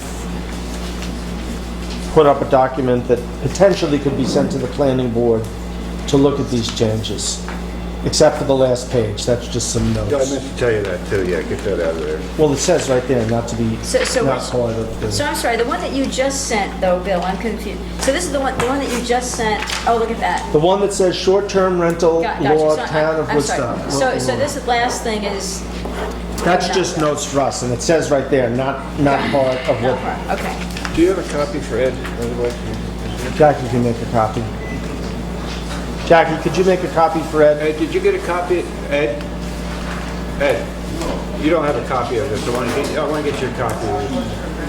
I actually have a spare. Okay. Yeah, because I printed this off at home, and this is the black and white. Ed, She wouldn't come in there. because I printed off at home to get the What? Is that gonna be on the website? Yes, I can. Jackie, I think, is printing one up. She can give you a copy. Do you have an extra copy of that? I could tell you. Oh, I just gave one to. There's no gray area, right? It's black and white, right? It's, you know, and I prefer that. you get used to that, and it's easy, but it's enough of it if I were like to cheat on it or something like that, I would wait to the sound of my own revolver. So this document is basically what we agreed to at our last meeting with one addition. Well, I That think I had comments. I wouldn't say Yeah, I we agreed wouldn't to it, because say I we had would. comments. Okay, but let me explain the document. Sure. Okay, and then we can talk about it. This is what we talked about at the last meeting and came to agreement on. No, it's not what we came to agreement. I agree with Richard. Yeah, I've got my comments. Richard maybe has comments. We discussed it. We discussed it. We discussed it. We're with you there. We didn't vote, no. And we didn't say We came to we discussed it. We were informal gathering agreement that this input. was the direction. The direction, but we were Okay. gathering input. Okay, so the one thing I added that we had not talked about was in the definition of short-term rental, non-owner occupied, in there, and it's hard to see in black and white, but the last two sentences, So is this page 3? it is page 3, yes. Where I put each STR, non-owner occupied unit shall have no more than 2 adult occupants per bedroom. So the each was added in there. And then the last sentence I put in there was STR, non-owner occupied unit shall be rented for no more than 180 days per calendar year. Okay. So the reason I put that in there is, Can we get quiet? I can't hear. Clayton, could you just go outside, because we can't hear each other. One of the concerns that I've heard repeated over and over from public, from the board, is folks coming in and buying up homes just to do short-term rentals, to not use as residence. Okay. And one possible deterrent is if people could only rent it for half a year, it becomes less of a financial investment.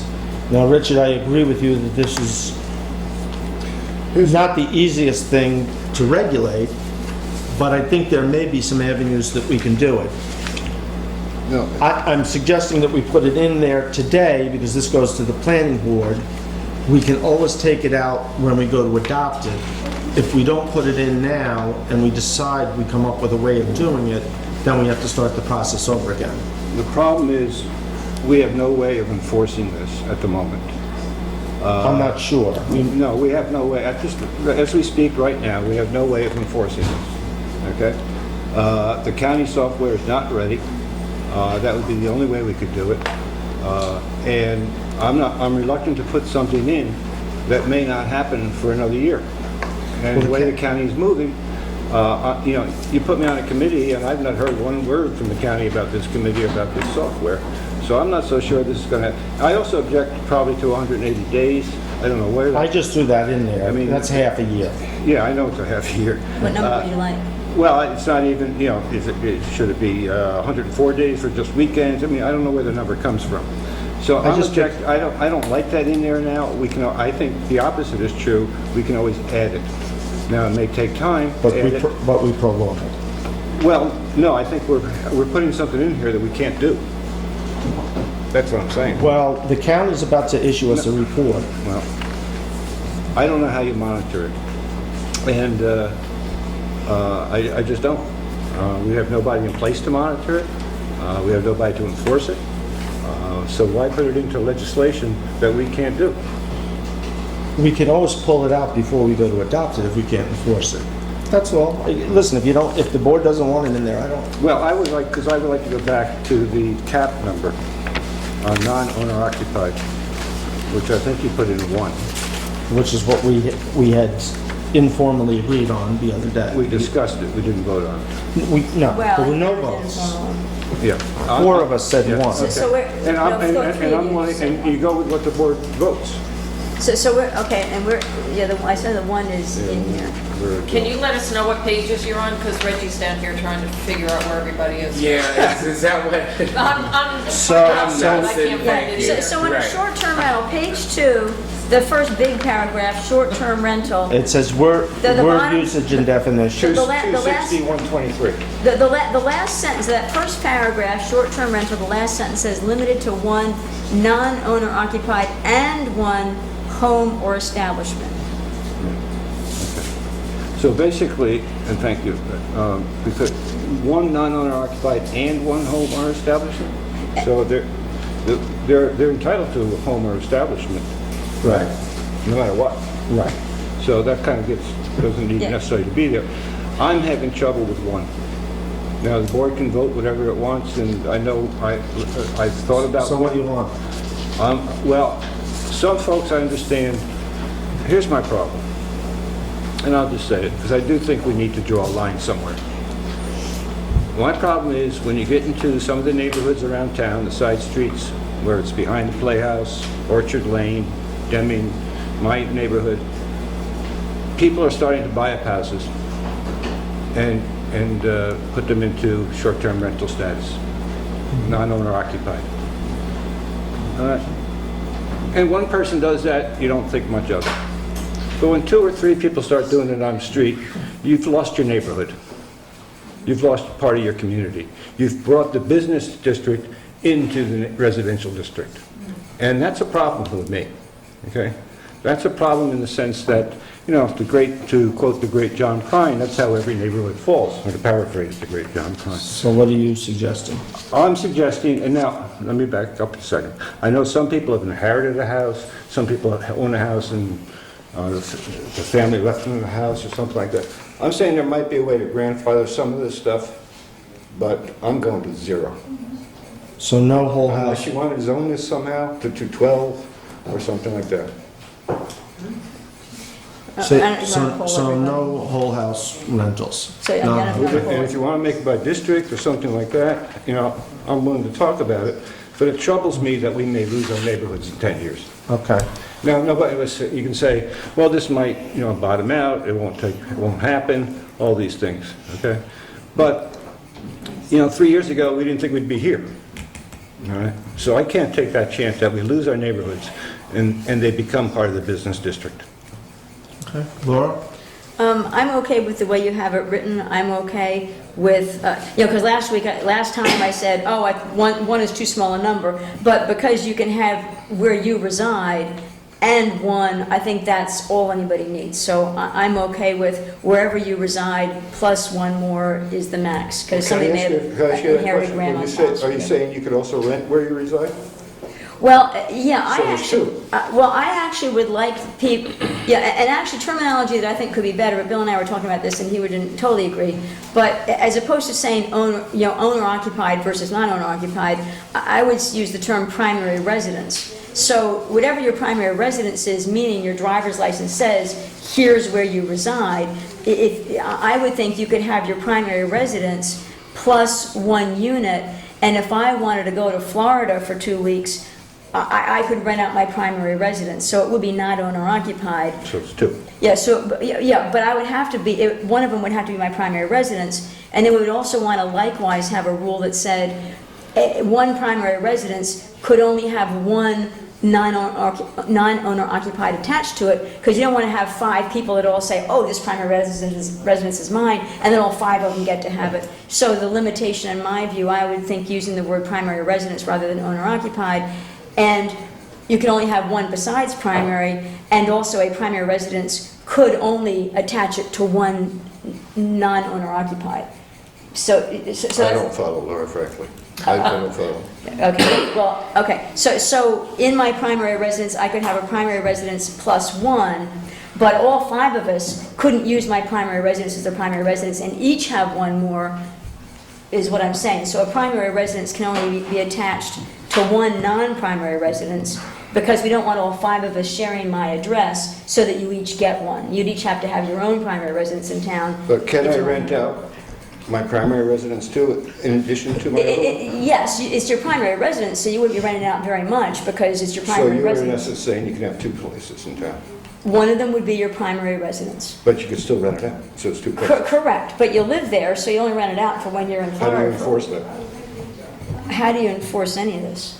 Well, that's the point I brought up. That's the point I brought up. So that's my statement. I'm okay with 1 plus 1, one of them being your primary residence and 1 more, but you can't have more than 1 person using a primary residence as their number 1 and still have 1 more.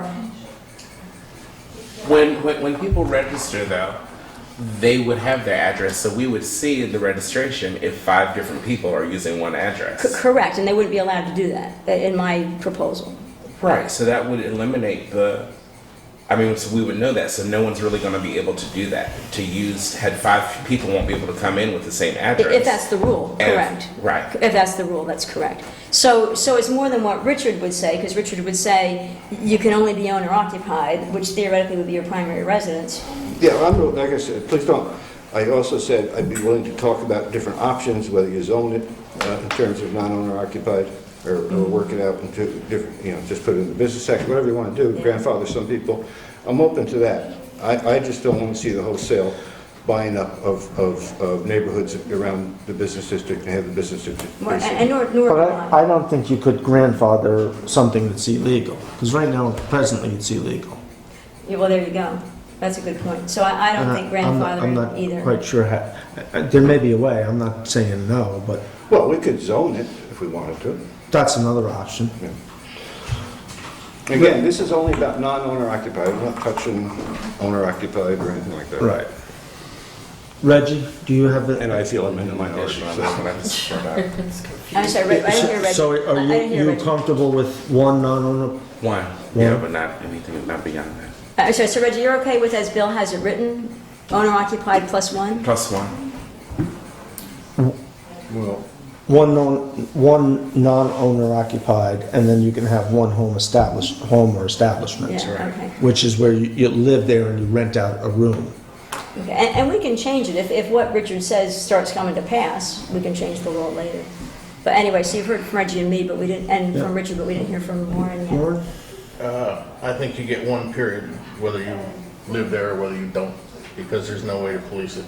And if you let it happen now and you think you're gonna go back and zone them illegal later after you've told them they can do it, try that, see how well it works. But, and I would be willing to listen to trying to zone it in some restrictions. Like I said, I got 2 of them on my little dead-end road, and it has changed the neighborhood. There's no question about it. So your committee, you want to take it back to the committee? let me just ask Ed what his thought, if you got any thoughts tonight. I don't want to put you on the spot, I just, This is the first time I've seen this sentence. I think if you use the word primary residence, you're gonna have to put a you've opened up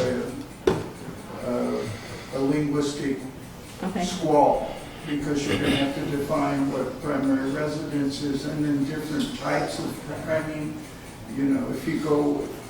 if you leave for a month, do you have a temporary hiatus at primary, so you. Well, your license only has one address on it. Yeah, but they could be a P.O. box too, so you gotta be careful. On your driver's license? People are, this town has been a tourist town since 1910. So, so I think if you limit it to non-owner occupied in one home or establishment, you should try it and see what happens. I've been on this committee for over a year, and I'm happy that it's come this far. I commend the board for staying on it, because it is a problem and it's growing. And I commend your committee for staying on it. Yeah. So Richard, I will really defer to you, it's your what do committee. you think, Ed? You want to go back to committee? I mean, obviously, I'm outvoted, so if you want to take a vote, go ahead. You know what, you've worked hard on this, We could have another committee meeting. I mean, it's possible we can meet within the week and get back to you next Tuesday with a suggestion? If we could get it moved Next Tuesday, next Tuesday, it that would be good. You free this weekend? Yeah, I'm here. Mr. Rose? At your disposal. So let's go through the rest of it though. And Yeah, go ahead, yeah, continue on. let's go through the rest of it so that we can,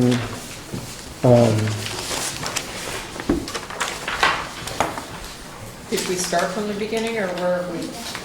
Do you want, so the first part is the purpose, the intent and authority. I'm do you want 2 typos? I only had typos on that page. just to email the typos. Okay. And Richard, what I had asked, if you have anything to embellish, Okay, go ahead. I got my old version and your version. if you have anything, or if the committee wants to embellish the intent and authority or the purpose, that would be wonderful. It's pretty good. Thank I'm asking, you, Ed. Ed's like the James Madison of the committee.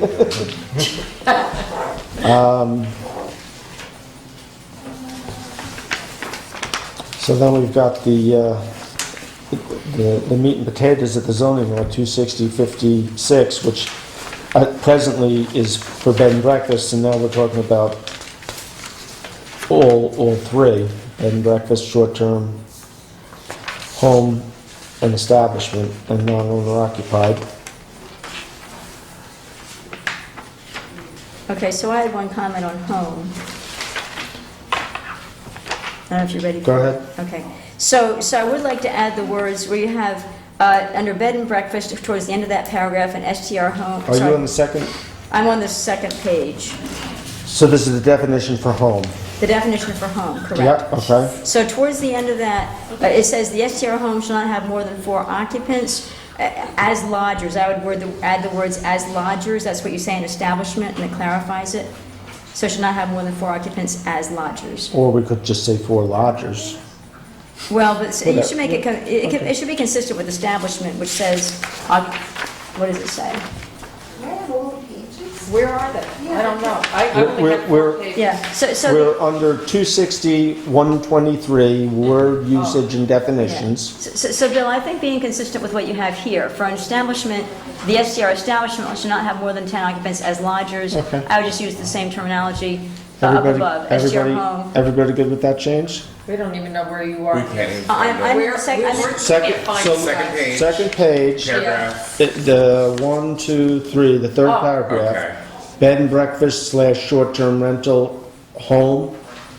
So if you look down at the second to last sentence, it says the Yes. STR home shall not have more than 4 lodgers 4 occupants as as lodgers. lodgers. 4 occupants as lodgers, to be consistent with the terminology. Lodgers? Yeah, 4 occupants as lodgers, that's consistent with the last sentence on the page about establishments. Yep, okay. So it just Oh, phrases it the occupants same as way. lodgers, yes. Okay. It phrases it the same way. Anything else on that page? I'm actually combining 2 things, so just a second here. No, I think I'm okay.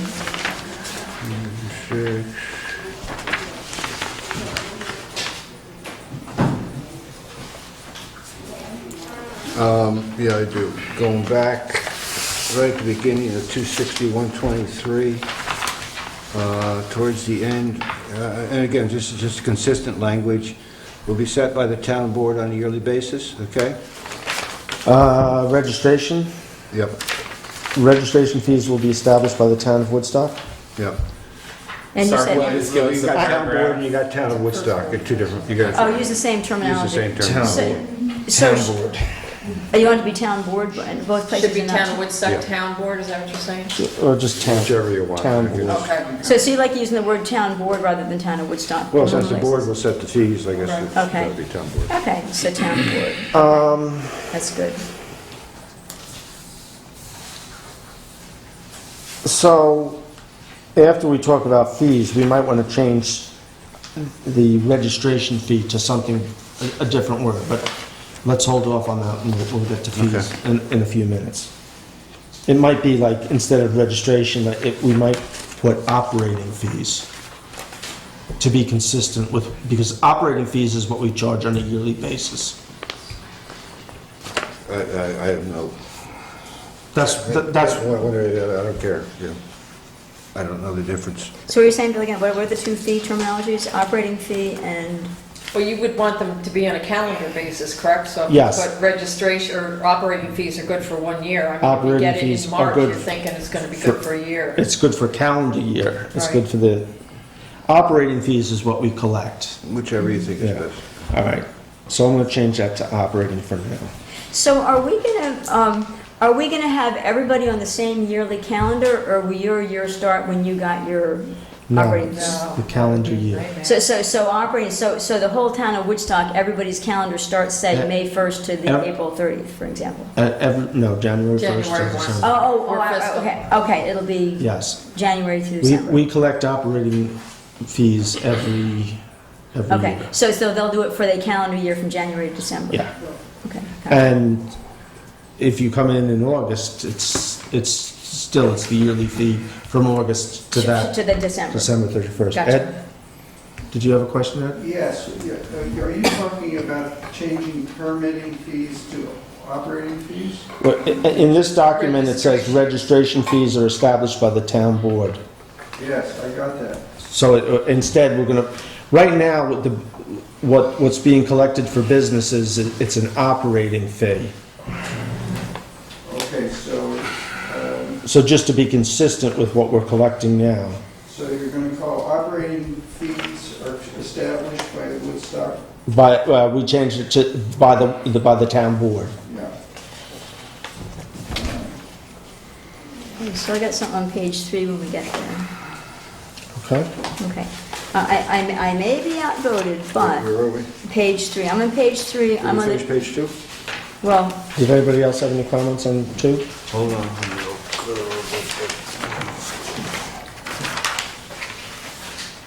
We skipped over one pretty quick. I guess we're done with that, right? Well, I had two typos, but you said email. Yeah, just do. If you're changing the word registration to operating, you've got registrations in Bunch in of the word places. usage and definition. Are you changing it there? Would you say Yeah. registrations? We are good should for 1 change, year? well, change them all.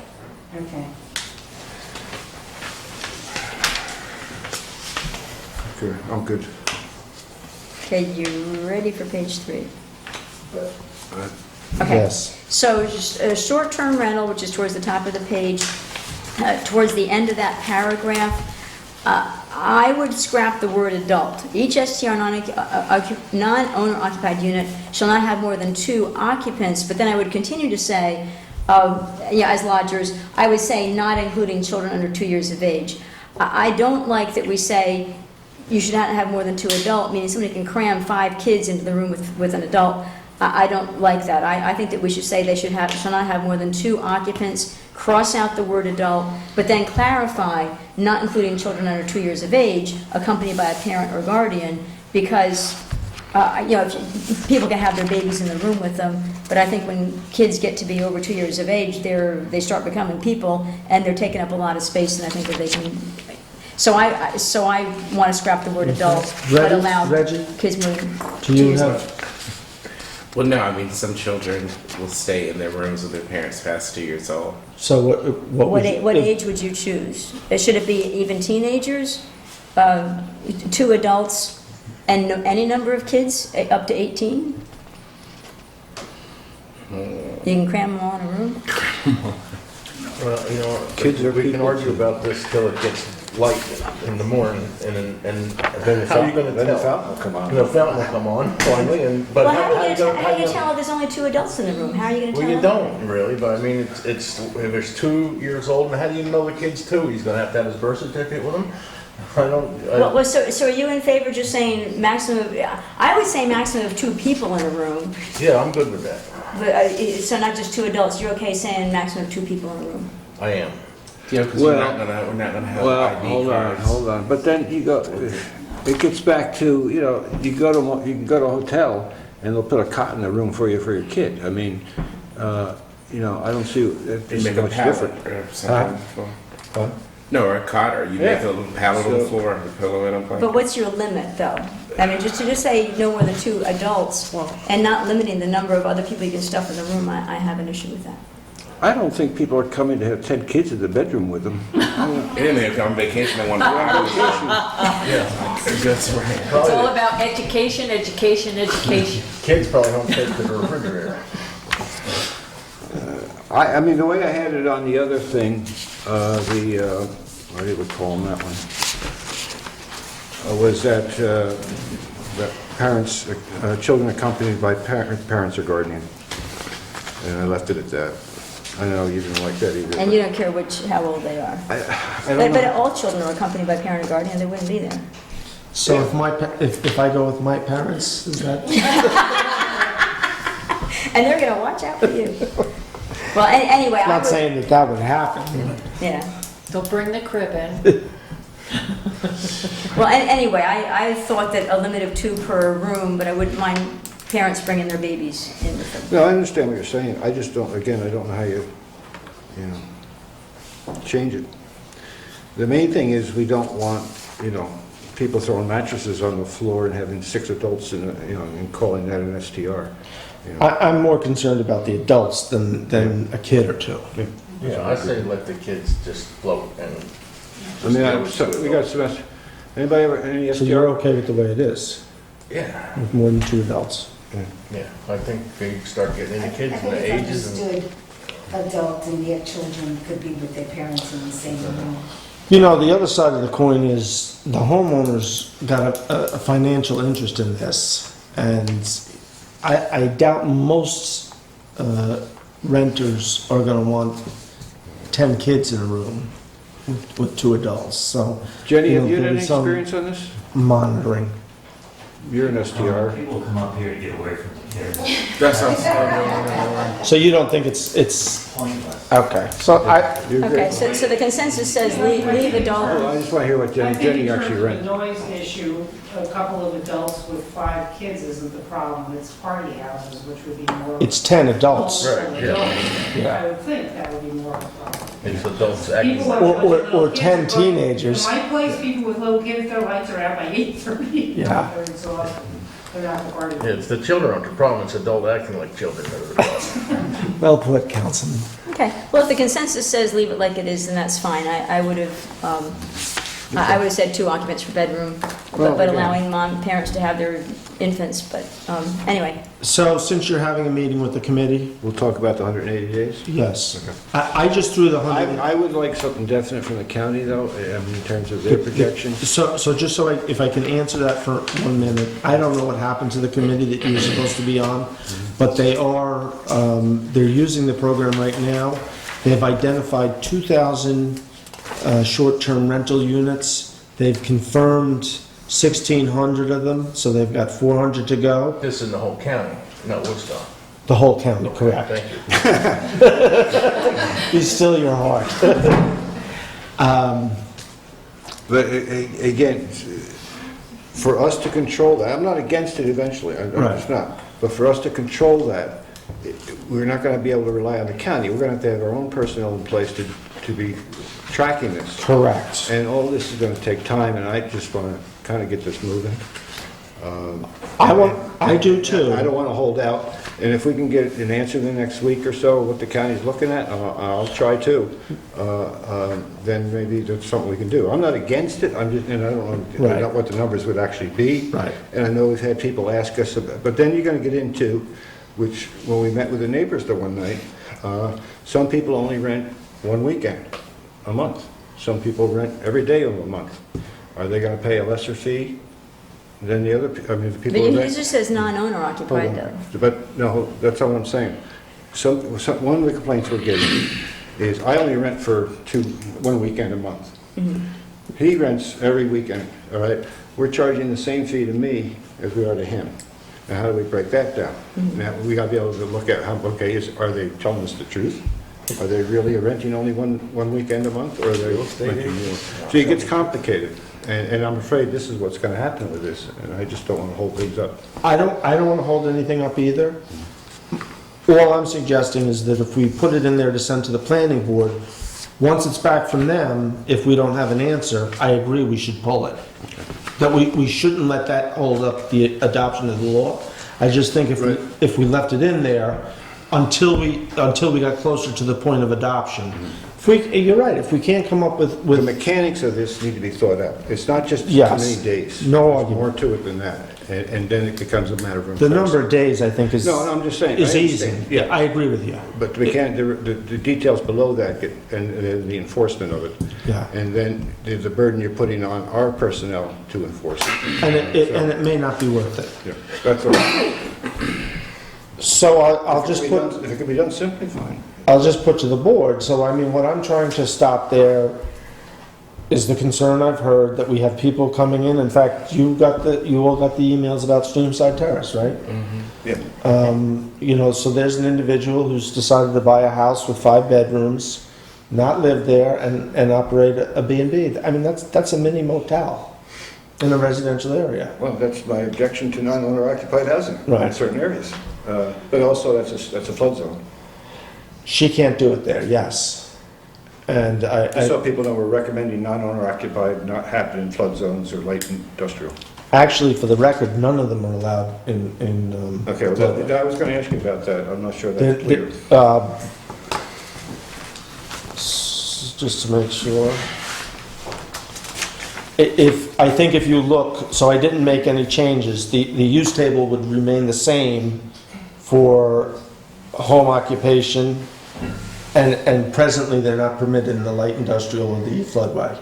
The only thing that would change is the heading. Okay. So the zoning law, this part, the SP, all this would stay the same. All right, so you guys can have one more meeting, and we'll see if we can kick this over to... This up next week? Yeah, so I do have one other... Also, okay, I'm sorry, Could also people look at what I sent out yesterday in terms of the, we don't need to discuss it tonight, but I marked it up, Yeah. and I sent you my markups. In terms of what, Richard? I'm sorry. I sent you out an email last night about what we discussed Framework. some of the additions that we discussed last week, I added to an email, and you should have gotten it. We don't need to discuss it tonight. But I do have a question though. So what you did send out was framework, right, proposed framework. So this document that we just reviewed, which now stops at the end of the, the table, and then we cross out that stuff. This document did have the handout. So where did the handout go? Is that a separate document? The handout shouldn't be part of the zoning law. Oh, I agree with that. I'm fine, it's not part of the zoning law, but where did it go? In the overall huge document, that was the next section, and somehow it got bumped into here. Okay, so it's going to be a separate document from this. We have a zoning law, we have a framework, and we have a handout. A handout will be, whenever we get an operation going, the handout will be given to every person. With the rules and regulations. Okay, so if you do... Just forget that for now, basically. Well, yeah, but the part that I won't forget though, sorry, it is, I did send out, but yeah, before reviewing this, which Bill sent today, Bill sent this yesterday, and I did put comments on that, so you also have my comments on the handout. Okay. So I just want to comment that you have my comments on the handout as well as have my comments on the framework. Okay. But you can ignore my comments, everything before the handout, because we just went through that. Thank you. Iris. Yeah, in the paragraph about the short-term rental non-owner occupied, page 3. I'm sorry, page 3? Yeah, page 3, the first paragraph. Yes. You talk about the STR non-owner occupied must have a local host. Is that defined? Local host should be defined. 'Cause It should be who knows defined. what that is? Yeah, it should be defined. I know what it is, but you're right, anybody reading this might not know. She's a local host. The definition for But short-term. because the point being, if there's a crisis, you need somebody locally you can call. Well, because yeah, I know it's it not is, but anybody else might does not. I agree with you, that should have to be defined. Right. Yes. And then the other thing is in that. So, just Yeah. in the next day or two, if everybody could send me a thought on what a definition for local host would be. Okay, sorry, Iris. Yeah, and then it's just a little awkward here in the sentence before it. Each STR non-owner occupied unit shall not have more Shall than, ha- shall have no more Shall than, not have, is a little bit hold on. grammar. Shall have no more, you're right, there's, yeah, shall not have, No more than 2 So- adults occupied. shall not have more than, I mean, it's not incorrect the way you have it, No, but it'd be doesn't smoother. flow. It'd Yeah. be smoother to say, So what are you saying it should So say? it should, so scratch the word not. Yeah, shall have, Shall have no more than 2 adult occupants. okay, Joan. What? Okay, Joan. That was a compliment. Did you say Joan? Yeah. We should have said something on the website or something about Joan. How about that property manager or other responsible party? For well, a local host. Well, is- we'll just actually, define what it. I was looking for was a definition, so that we should put a definition in the zoning law so that we all know what's a Well, local host. can we say local contact? Wouldn't that be self-explanatory as opposed to local host? Well, No, they gotta own the building. But, no, I mean, because you're saying it has to, the non-owner occupied has to have a local host. I thought it meant you have to have somebody in the nearby area in Yes. case there's a crisis, which would be a local contact. Yeah, host means you're there. Right, so maybe that's a confusing term. so give me a proposal on the wording and what the definition would be. Well, I always say have a local contact. I would, but anyway, I will do that. Okay. Everybody send it in, and we'll put that I think together. there might be a definition on some of the literature. You guys are meeting too, so I mean, if you want to come up with actually, why don't you would you mind doing that? Nope. All right. I love it, you know? I got no life. Well, you're going to meet anyway. All right, any more?